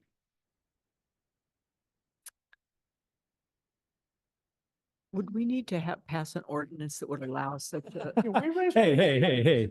You were fourth on the list. of Come raised on. hands. Let's stay on focus You here. just- You line skipper, you. Yeah. We got one of these two guys have to go here. Would you have to pass something in code that would allow for this? So we're not even at that point. Yeah, of I having wouldn't the even, I discussion. would This is not one of even the be things that close to this. like, we had a really good discussion about it, and I had shared with Matt, I was like, number one, we don't have capacity to do this, right? We know we don't have the funding to do it. And I don't think that it's clear in expectations about, like, you're not just going to put whatever someone proposes into a street. Yeah. It has to work from an engineering perspective. Not all streets are the same. And so it does require evaluation of each one. Yeah. Because that's not responsible for you in terms of maintaining the public right of way. However, I think, like, more globally, taking a look at the village to say, where does this make sense? Is something to explore. And I think that we've just dipped our toe into the water with the traffic demonstration activities that we've had ongoing. From my perspective, we have more work to do. And it would be time intensive to create that framework and support for the program. But I do think that, and this is another thing that I shared, it's further down on the list, but it was planning for neighborhood greenways. So Bart had put together this initiative, and it focuses really on Murray, right? Murray in the last pet and bike plan and the current pet and bike plan was proposed to have like this green terrace area. They keep changing the name on me, so I apologize if I call it something different all the time. But essentially, it's like a green boulevard. And so, in learning from the process we're going through now on the traffic calming demonstrations, not everyone likes these things, right? And these things don't transpire overnight. And that's not a reason to not lean in and continue with them, but it's a pendulum shift, right? And if we're not bringing the community along with us in that education and culture shift, we've missed the boat, right? This is what we've learned out how to do well. So my suggestion would be to focus more on planning for the greenways, because it incorporates all of those traffic calming components, and try something in a limited area and then take a next step. But I just, a program like this, number one, I need to commend Trustee McGovern for trying to find another way to get projects done that we're not funding. But I don't know how to get around it right now, because I just we don't have the time to commit to design and focus on the program, right? And if we want to do it, we want to do it well, because I want those expectations to be clear, both for the board and for the public. I really think it makes sense to defer this to 2027 at least, or come back to it then, especially with all the construction that we have going on. I mean, if no turn on red is going to be a stressor on capacity, I mean, I think we have to Well, it's push because this, it's Public Works. Right. Mhm. Right. that- But I mean, it's, Different areas have I different mean, stressors. it's a needed. worthy thing, but to Yeah. your point, there's a lot there. I'm curious, how long has Milwaukee had this? About, I think since Cavalier Johnson. Okay, well, Relative. I think it's great to learn about it, and I'm curious to see how it plays out in Milwaukee and maybe in the. Yeah, I agree with Trustee Stoker. I think it's an interesting and innovative idea, and I'd talk about it in the future, but I like the idea of dipping our toe in the water with the neighborhood greenways initiative Mhm. and going. Okay, so we can defer. All right, eliminating parking requirements. Would you be able to start on this one? I just have to grab my chart. Sure. Okay. Yeah. So,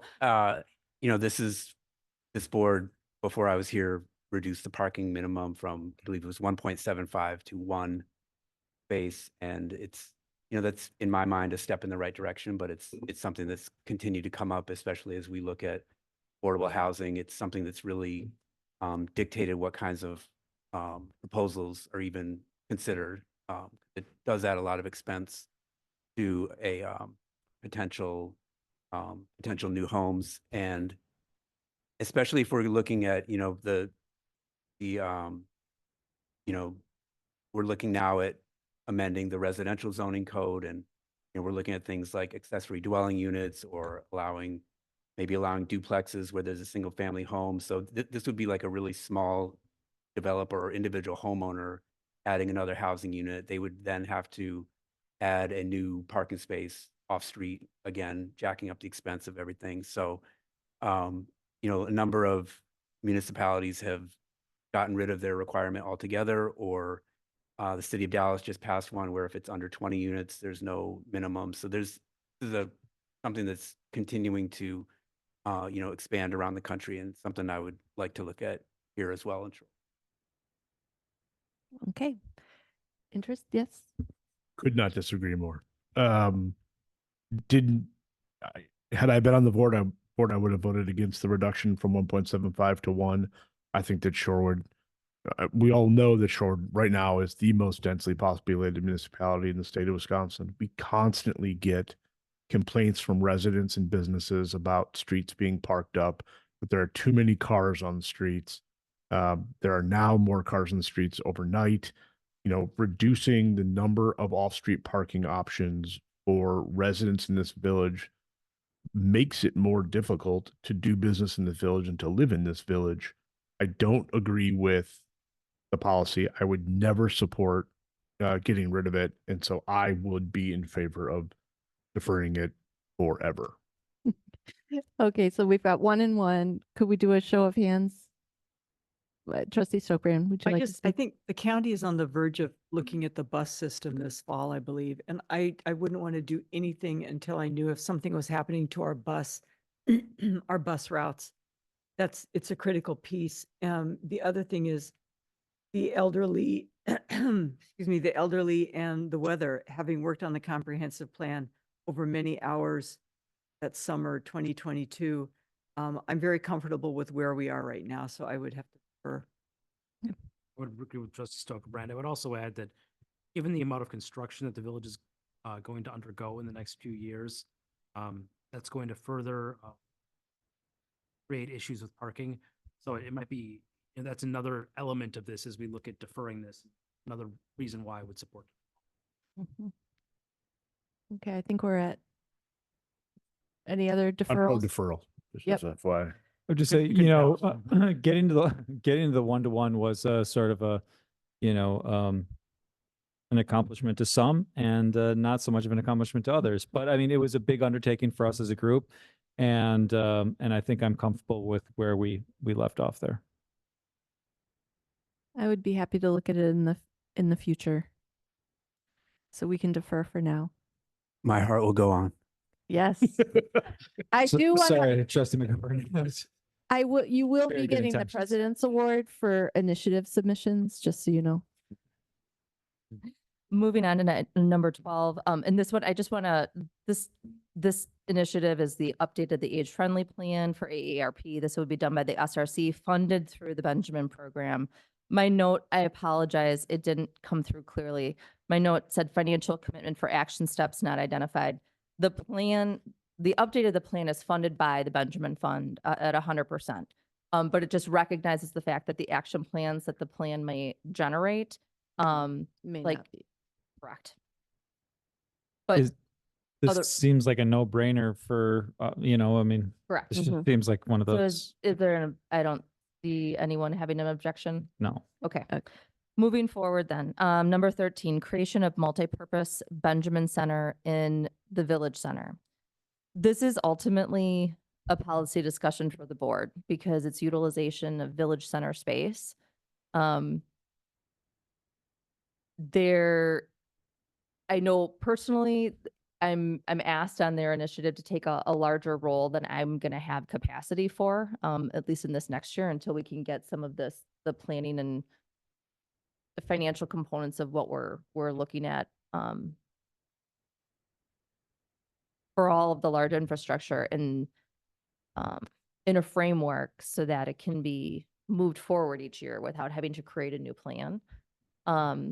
But I would kind of like to know from the board how you'd like to proceed with this. We've not allocated funding for this in the past. It's new. You know, one of the first steps that we've taken has been the RFP and the lower level of Village Center. The deadline is coming up, so we'll see what we provide from that.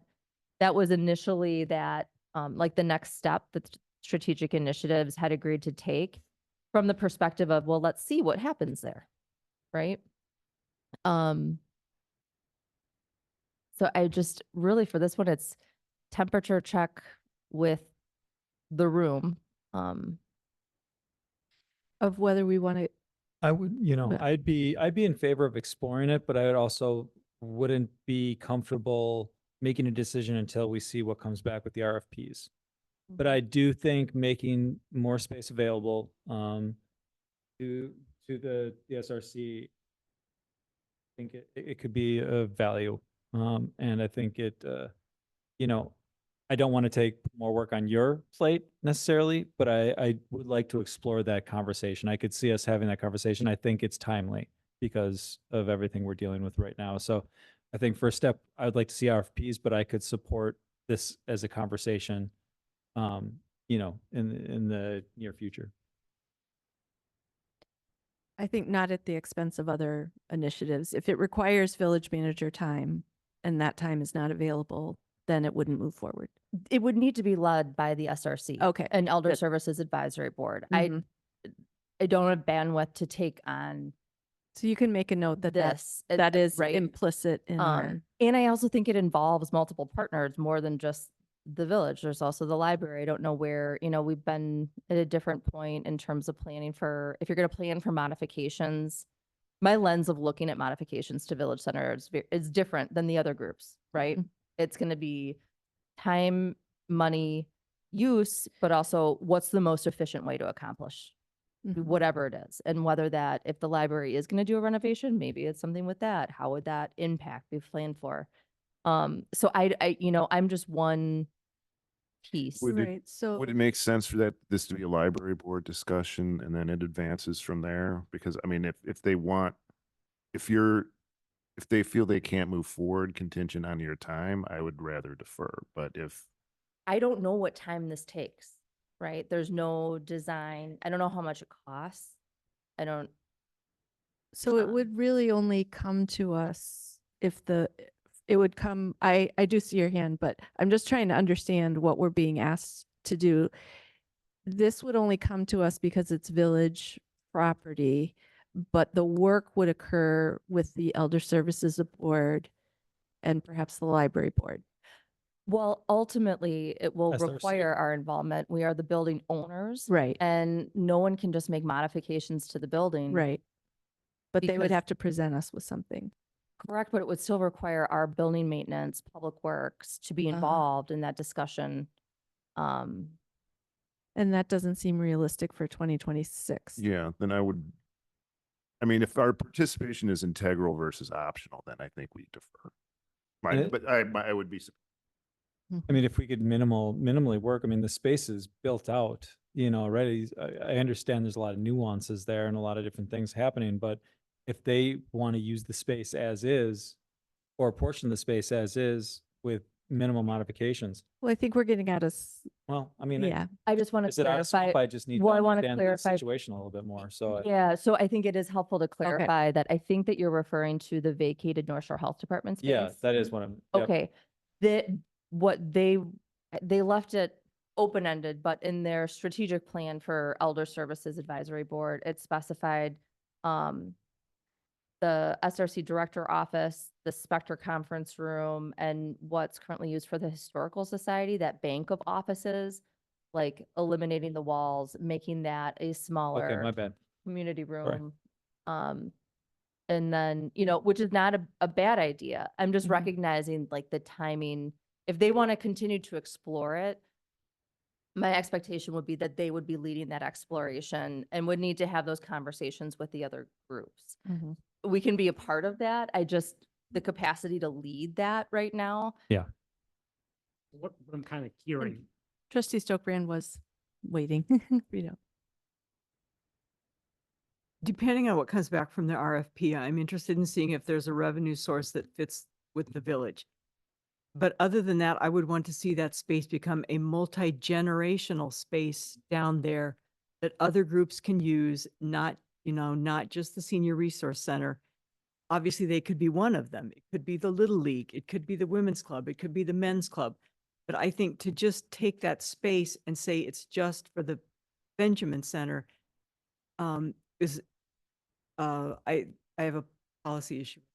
I think that's where my confusion was, but it's actually a combination of the offices that are currently there, not that. Well, I should clarify that that's what the vision. the vision from ESAB was. On the initiative, it came forward just really open to discuss any space. I know that they are also interested in the North Shore Health Department space, but and maybe we will see a proposal from them.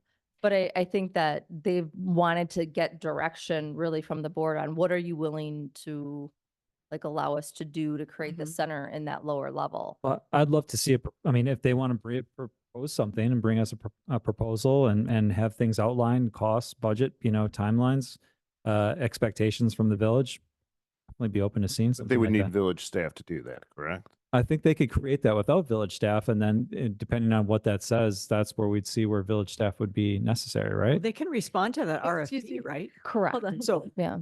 Trustee Warren. they're all kind of getting to the point that I was trying to make, which is that it sounds like we're all very interested. But we don't have the capacity to drive it. We need someone to drive it and come back to us with ideas.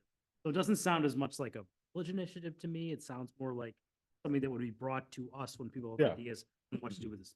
Someone responding. Correct. coming in with- Ultimately, they're coming, like, that's being submitted to you because it takes other staff time, Yeah, but right? And you ultimately make the decision on what happens with the space. if they submit, to Trustee Warren's point, if they submit something, we don't have the time to handle it. So it's not a village initiative as much as it is a response to a request from someone else. Okay. And that's not an initiative, that's a response. In my mind. That's kind of where Does that give you enough direction?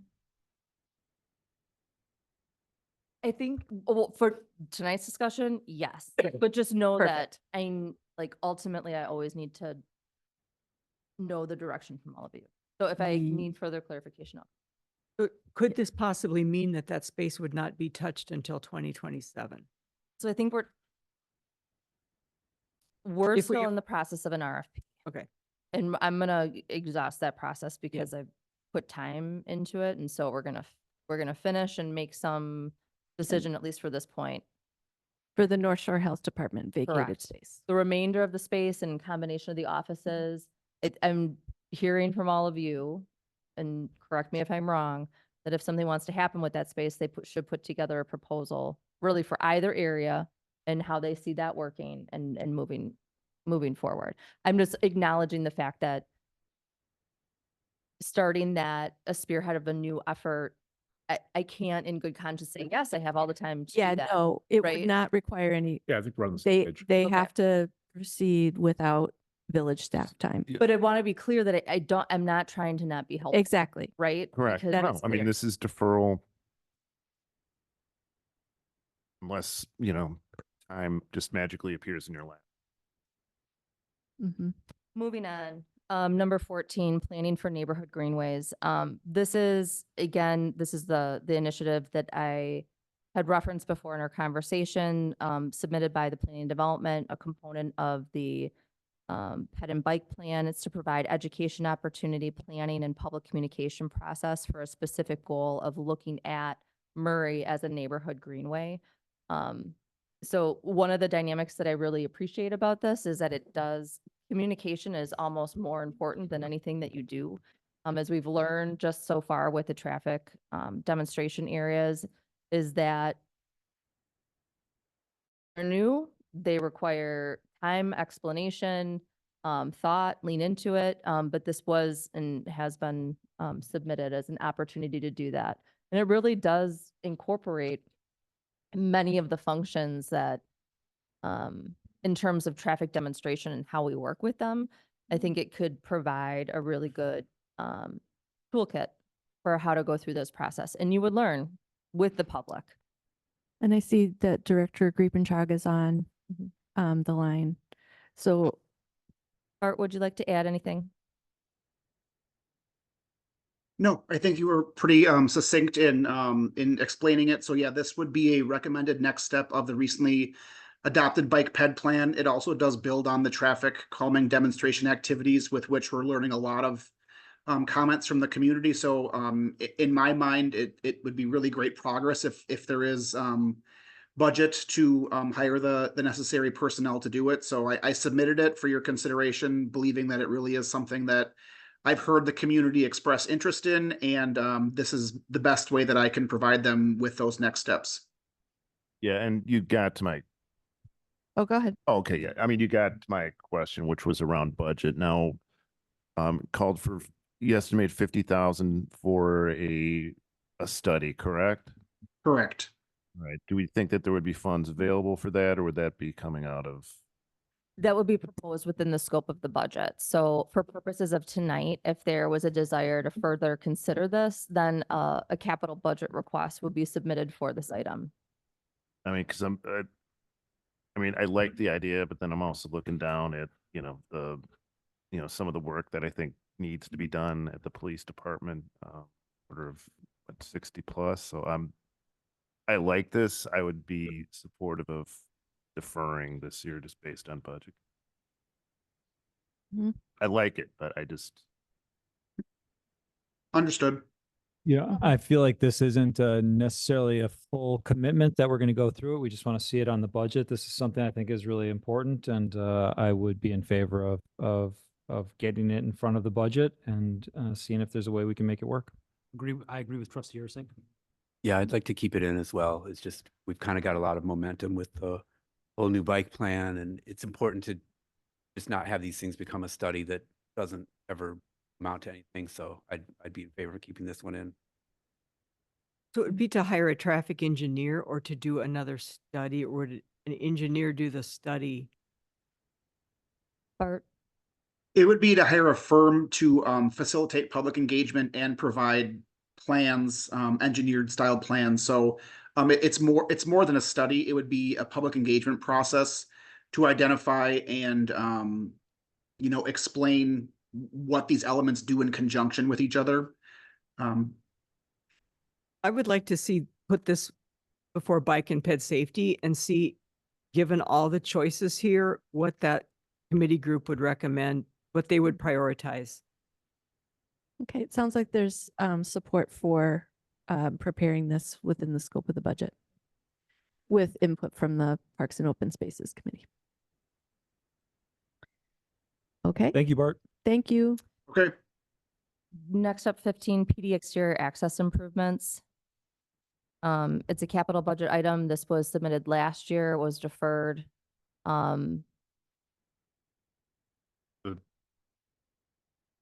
Yes. Where would this be color code for this budget? Any idea? Is this a yellow or was this a red? Well, ultimately you guys decided, but right now we have saddle horses up in front of the stairs because they're falling apart. Yeah. The ramp is, But the ramp is fine. so it's just, I'm curious about the ADA stuff. What really just need is a stair.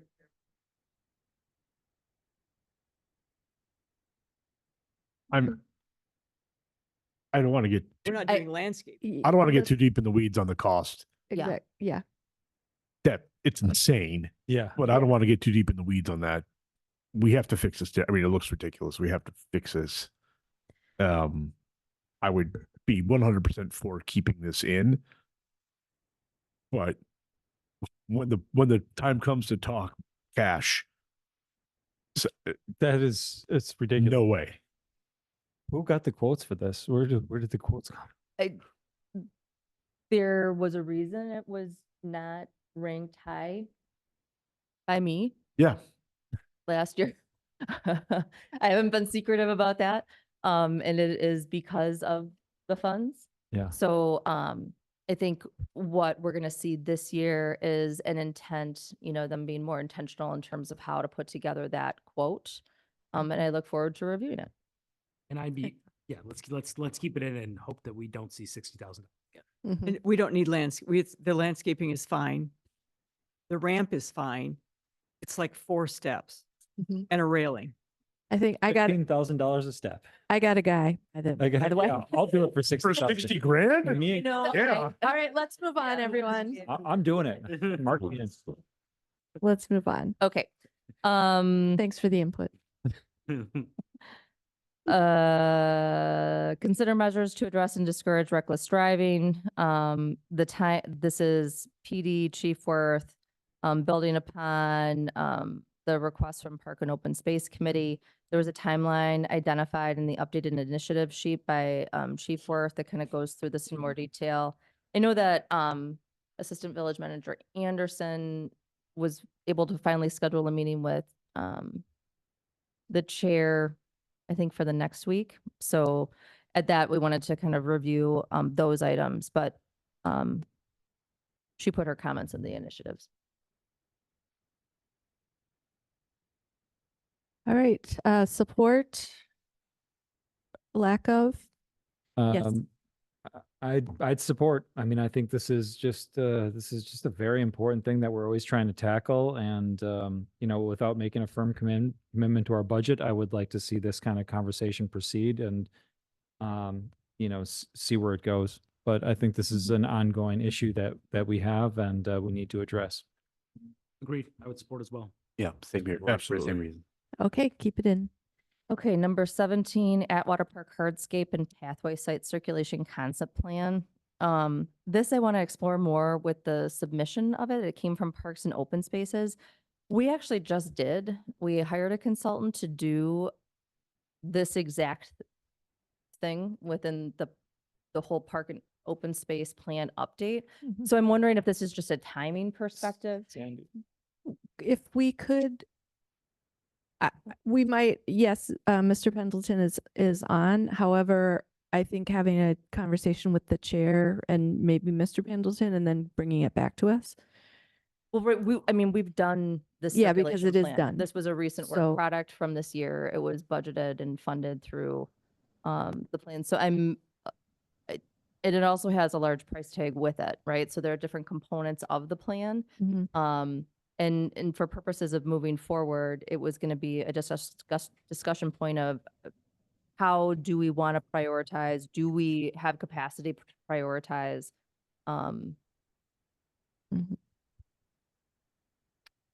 Of the plan that we already have. That we just received. Yeah. Right. So they're not finished yet with the park update. And so I'm wondering if that has something to do with it. But if anything, I just wanted to put a pin in this for right now to be able to talk with that group who's working on the update of that plan. So Sandy, that's what I'm going to recommend for the purposes of tonight, because we've been at this for almost an hour and 15 minutes and we still have a list to get through. And so I would prefer for Rebecca to have that conversation and then come back to the board. Right. And I'm really just not familiar with items 17, 18, and 19 or 20. I really can't provide much on those. Those didn't come out of my subcommittee. Okay. Trustee Stokebrand. So this all started with Leanne wanting to redo Atwater at the park because the pavers have settled and there's a trip hazard and it's an equipment hazard. So this is, it looks like this came from public spaces, but it didn't. But then it was nice she asked them what they, to weigh in on it. But, if it seems to me that if the money's not there, this would be something that we could defer, but she's the one who brought this up because of those two hazards. Right, Yeah, so right. that's why I think I just think I need to circle back with them to understand where they're like, yeah. One thing I you would know. say is please, please, please, and I will help you. Money has been donated to the foundation to use at Atwater Park. And so it's critical that if we're looking at things, that we take advantage of a family that wants to have something special there, and we Couldn't can agree help with you knock more. that price down. Well, and it really is. I mean, if people are looking to donate and really, I mean, the improvements that are proposed as a part of that, they're going to be there Mhm. for the, I mean, that's the next 75 years. That's the new version. I mean, if we follow through with that plan, it's just, it's going to take a village. Yeah. Thank you. I'm going to close discussion on that and Okay. move to 18. Number 18, Lake Bluff pickleball, create pickleball courts at Lake Bluff. I just think the committee doesn't realize that we don't own, maintain, or pay for the tennis courts. So if they want to coordinate directly with the school district, they can do that. It was like proposed for Public Works to do work on these. We wouldn't do that just because of Referral. liability Yeah. issues. So Defer or again, just a communication point, but I look forward to following up with them. I would think that Chris would have indicated that. Noted. We'll move on to 19. And then we have Friends of Shorewood Nature Preserve, remove invasive species, and I apologize, that got cut off. Really, it just talked about build safe access to the beach. So our Public Works Department does have a communication link directly with that group. Before, when they had been here, if you can recall, there was a vegetation plan that they got done of that work. That's fully funded by the Nature Preserve. It's our land, so they had to get permission, to review different things on it. My understanding from reading the proposal is that they're looking for a communication channel. I believe that we have that established, but I want to just meet to follow up to say what more is there. With regards to access to the beach, it clearly represented that they wanted to explore options and potential grant funding. Again, that would come through the Nature Preserve. That wasn't a request from the village. But again, we'll look forward to that discussion and I can learn more. I would hesitate to ever do any sort of access to the beach from the Nature Preserve, just because the nature of that bluff. I think that is literally a slippery slope. You do not want to go down there. If people want to go, you guaranteed access to the beach in Shorewood. That's why we have Atwater. I think it's a wonderful place to spend time, but if you're not comfortable scrambling down, I just don't see access to the beach from that preserve being a village So function. is that what So you're that looking would be, for I mean, that would be a direction good discussion point for you guys to weigh in on, right? Like so right if there's- now or in the future? in the future. Okay. Because it's not scheduled for, but because I don't want them to have an impression Right. that that's something that you're welcoming, right? Mm. If the focus is to keep it at Atwater, but again, something to come forward and Mike can follow up with that in terms of discussion, that would need to be explored more with this group. We've heard one opinion tonight, 7, right? You guys as a Right, group which would need we- to evaluate something like that. So what you're looking for from us tonight is direction on the level of interest in giving staff time to facilitating that discussion or? From our prior discussions on this, it was submitted by the group from this committee. Yeah. I believe I understand what the expectations are for funding and communication. I believe that they're there. So I wanted to explore this with them more so to say, what more are you looking to have? And it just so happens that that meeting couldn't get scheduled until after this Okay, one. so this is Correct. also, so no action is required or no direction is required from us this evening. Number Placemaking. 20, placemaking plan. This was also something put forth by the Parks and Open Space Committee. This I was a little confused about, and again, pinning it because I'd like to hear more from the people who submitted it. They're requesting that an individual plan for placemaking be commissioned by the village. And typically, and I think we're just caught in that transition period, they have not finished the update of the park and open space plan.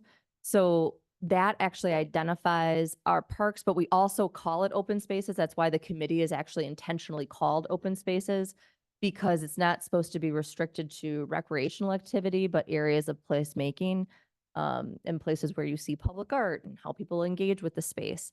So, from that perspective right now, really the only input that I'm looking for from the board is whether you would be willing to fund an additional placemaking plan.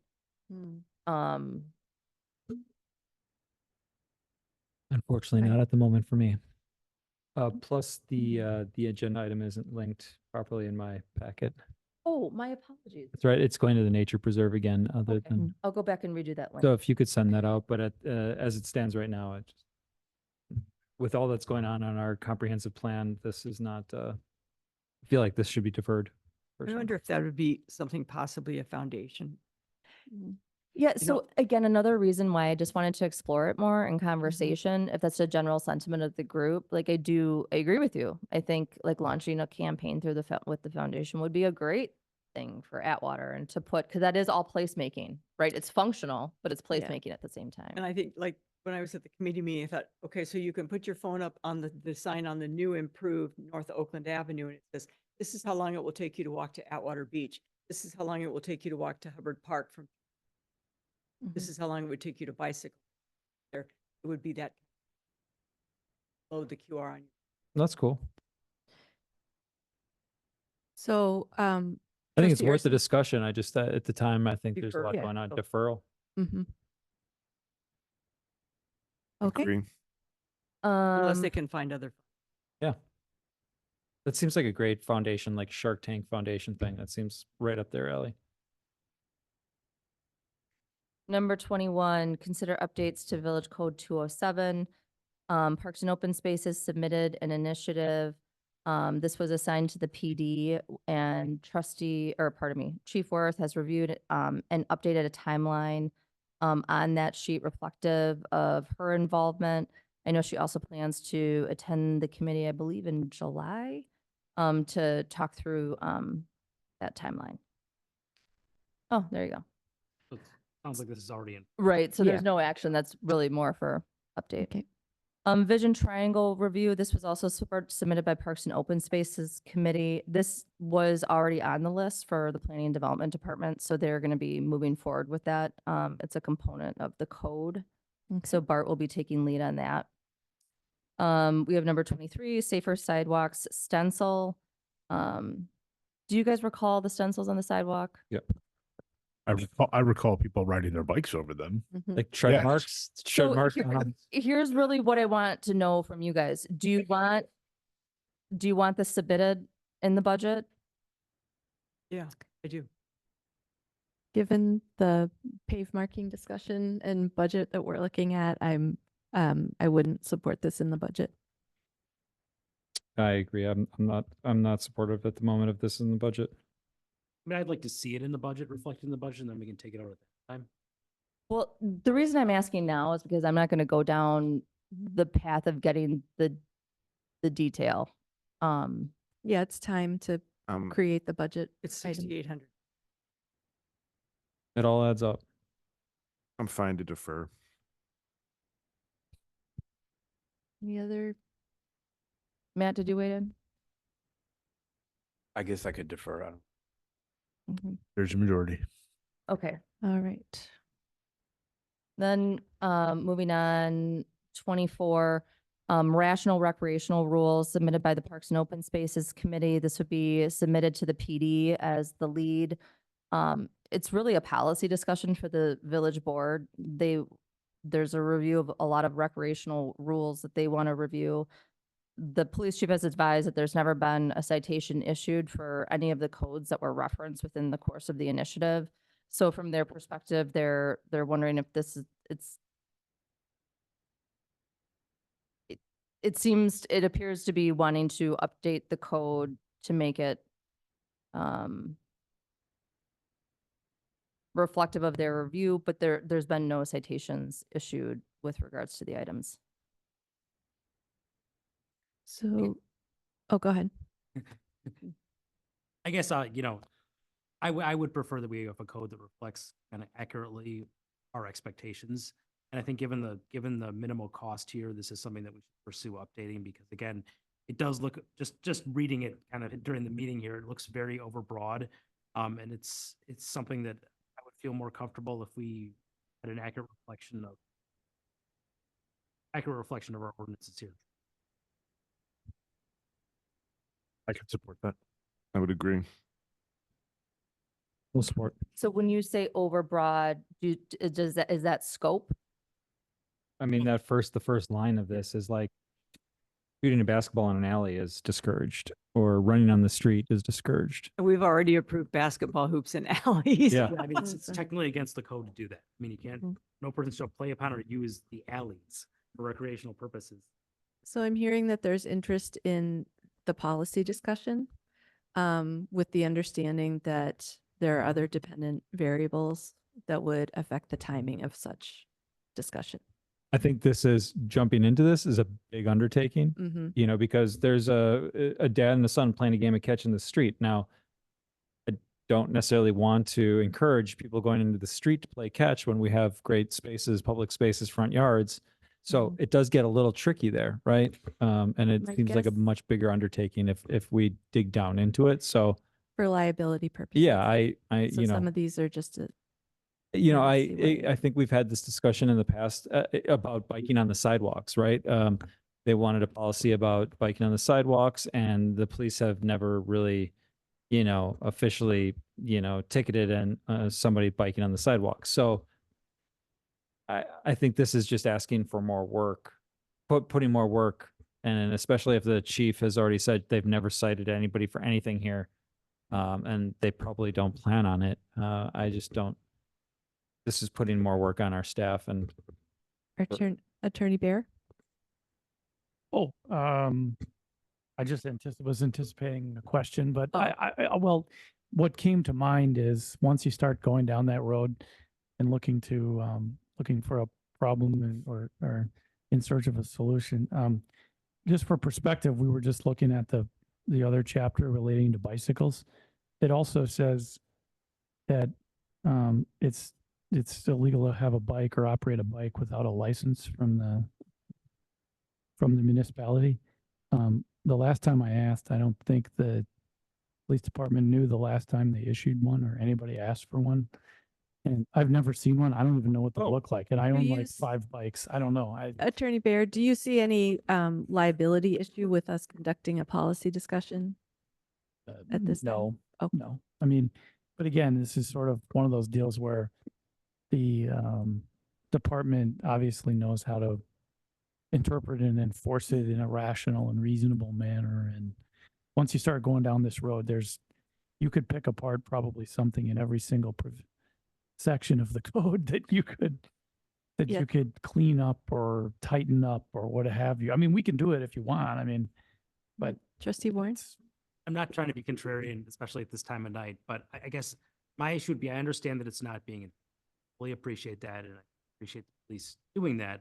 But what if somebody's playing catch in front of someone's house and the police get a call? I don't want these 2 people playing catch in front of my house. This violates village ordinance. Please ticket them in the street. in the street. I mean, I wouldn't recommend people being in the street playing catch, but I get what you're saying. But I mean, if the police are called, proactively, We may be going out of scope. I think it's a good conversation. I mean, I like. I do too, but it's we're valuable. trying to get to a place where we're supporting scheduling time and effort to have a policy discussion and to play out these exact things, not whether or not. I don't know about the dad and the son playing catch. I mean, that we could We- change Can that. we where do, the- can we do a we're hands in up the or down weeds. on whether we keep this? Yeah, Yes, please. Okay. I'm a hands down. I think we defer it. Would like to keep. Wait, And, got it. and I lost.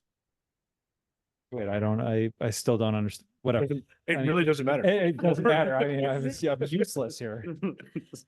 okay. So is that do you have enough direction? Yep. Number Okay. 25, deterring reckless driving project. You're- Open It was a num- spaces. It was the So same. hang with me, hang with me. We're almost done, We you are- guys. yeah, I stay really focused. appreciate what you guys have provided Who's got tonight. sugar? I need a little, I need a Um, bump. I know, and I still got a Give me closed some of session that. for you. So I know, right? We're getting to that time. I just want to get to the laser fiche. That's all I'm looking forward to here is. the Okay. laser fiche. Yeah, we got, So, Wait, no, okay, like- here's, it's okay, item 25, this is why I did numbers. Item 25, the deterring reckless driving project submitted by Parks and Open Spaces Initiative. This essentially is addressed in Chief Worth's update of the Consider Village Code 207 update, so I don't need direction there. But that's number 16. We already took that issue under consideration, right? Correct. we're all good. Okay. And then 26, you've heard about this before. We had that study done in 2024 for the Basin 6 inflow and infiltration study, and it identified an implementation plan. This would take a first step on implementation for that plan, which we're also required to do because we don't want to be in violation of our permit with the DNR. The relocate, I'm moving on to number 27. No, I'm sorry, but can't we not defer 26 until we get the scoping done? Telescoping? I mean, the scoping, so there's no price for number 26? There's no cost? Yep. Infiltration study implementation plan, I'm assuming we're gonna. This is Village to engineer. reduce the volume of clear water entering the sanitary sewer system. Right. I think we're over capacity and we should defer for a year. I don't see any cost here. Would you do me an RFP? What?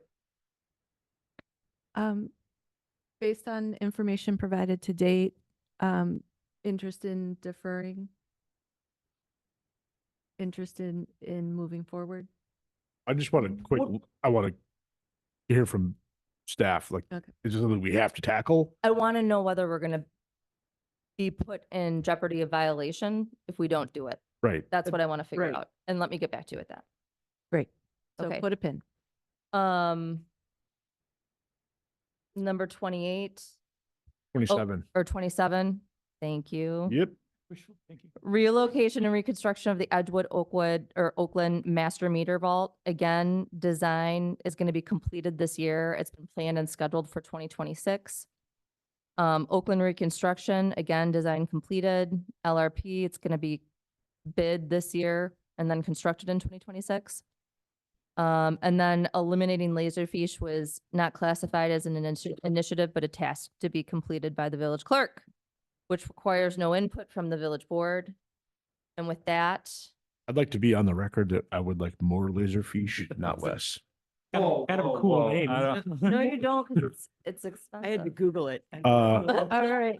Could I have a motion to further consider the items where the board expressed So moved. Second. interest and not consider items deferred? So moved. Second. Motion by trustee Ursing, seconded by trustee Kudo. Any further discussion? I just want to say outstanding job. No, really, thank you. I've Was been it wanting to really? do this For a long time. Yeah. Okay. All those Okay. in favor say aye. Aye. Any opposed? Okay, motion carries. So yeah, let's take a bio break. Oh, gonna we got a pause, closed session too. For Oh, purposes of the minutes at 9:13 PM. we need to DoorDash some sugar. Oh, you sure can. Okay, we have come back from our recess. The time for the clerk's record is Let's make sure- 9:16 PM. And we are on report of village officials. I'll pull- Village President report. I already announced that it's Pride Month. The BI board, trustee Arndorfer and myself will continue to serve on the BI board, and we are looking to schedule a meeting. The scope of the work of the BI board this year will be 3 to 4 meetings in the year just to exchange large initiative updates, given that both entities are moving through major historical milestones. Let's see. Oh, CDA, I just want to commend, did a fantastic job on Friday. And then as a matter of information, somebody was just talking about baseball. At the Black Holocaust Museum, they have a special exhibit about Beckham Little League, which is nationally known, and so would highly recommend checking that out. That concludes my report. 10B, village trustees. Any reports? Yes. I was at the Let's Talk Streetlights with Rebecca and Dan last week, and the input was I think they were very great. The residents who were there were very grateful to have the opportunity to discuss the streetlight fee. There was a lot of, it was a lot mostly negative about the fee and the method of charging it. But I think that people were glad that they had an opportunity to meet with village elected and staff. And yeah, at the CDA meeting, we recommended to put forward the Spurl project for affordable. For the village board to consider for phase 2 application. Thank you.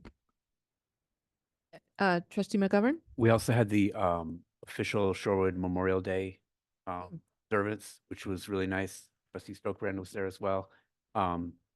Really good crowd, a lot of people from the community speaking or being part of the program, playing music, things like that. And it was in front of the high school because of the construction on Lake Drive. So kind of a nice change location, I thought. Just everybody who was there was focused on that event. It was warmer. Yeah, warmer too. So just all around it. Thank you. Trustee McGovern, President McCaig, Trustee Warren, and Trustee Arndorfer all received the 125-year sort of anniversary acknowledgement award from the Milwaukee Historical Society. Very well attended event. Didn't understand what I was walking into at first, but it was a lot. Found out quick. There's a lot going on. Great dinner, by the way, and we hooped it up for Shorewood as much as we could, and hopefully Something we can hang on the wall. We Yes, did get I actually did. I got the Oh. poster. It's very, not in here.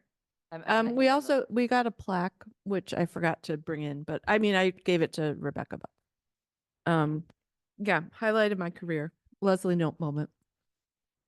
Any other trustee reports? All right. Shorewood Farmers Market will start in the next couple weeks, Father's Day. Looking forward to a really great season. We've got, close to 70 vendors at this point, so we should be from one barricade to the other barricade. It's a massive undertaking. We'll have our vendor meeting this Wednesday at camp. If you want to sneak in and meet some vendors, you can. Outside of that, we are just grateful for the Milwaukee County Park System and the community for making it happen. No, it might be actually. I think we just posted it on our website, so you can check it out. A lot of good variety of different foods, prepared foods, and more vegetables. Truly fantastic. Looking forward to getting that started. All right. That concludes village trustee reports. Moving on to village manager.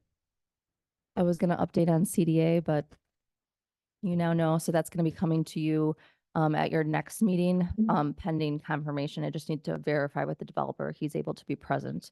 So that will come to you on June 16th. June 16th, we are also teeing up the test fit with Epstein Ewan Architects. So you can anticipate seeing that during special order of business. I will not be in attendance on June 16th because I will be out of town. But we'll be here to prep everything up and then the next day. So Bart will be sitting here because most of the items I've partnered on with him, such as the test fit and The long-range financial plan. Yes. Yep. I also will not be here on the 16th as my daughter won the state championship for soccer and is going Aw. to Missouri Oh my gosh. for regionals. exciting. Congratulations.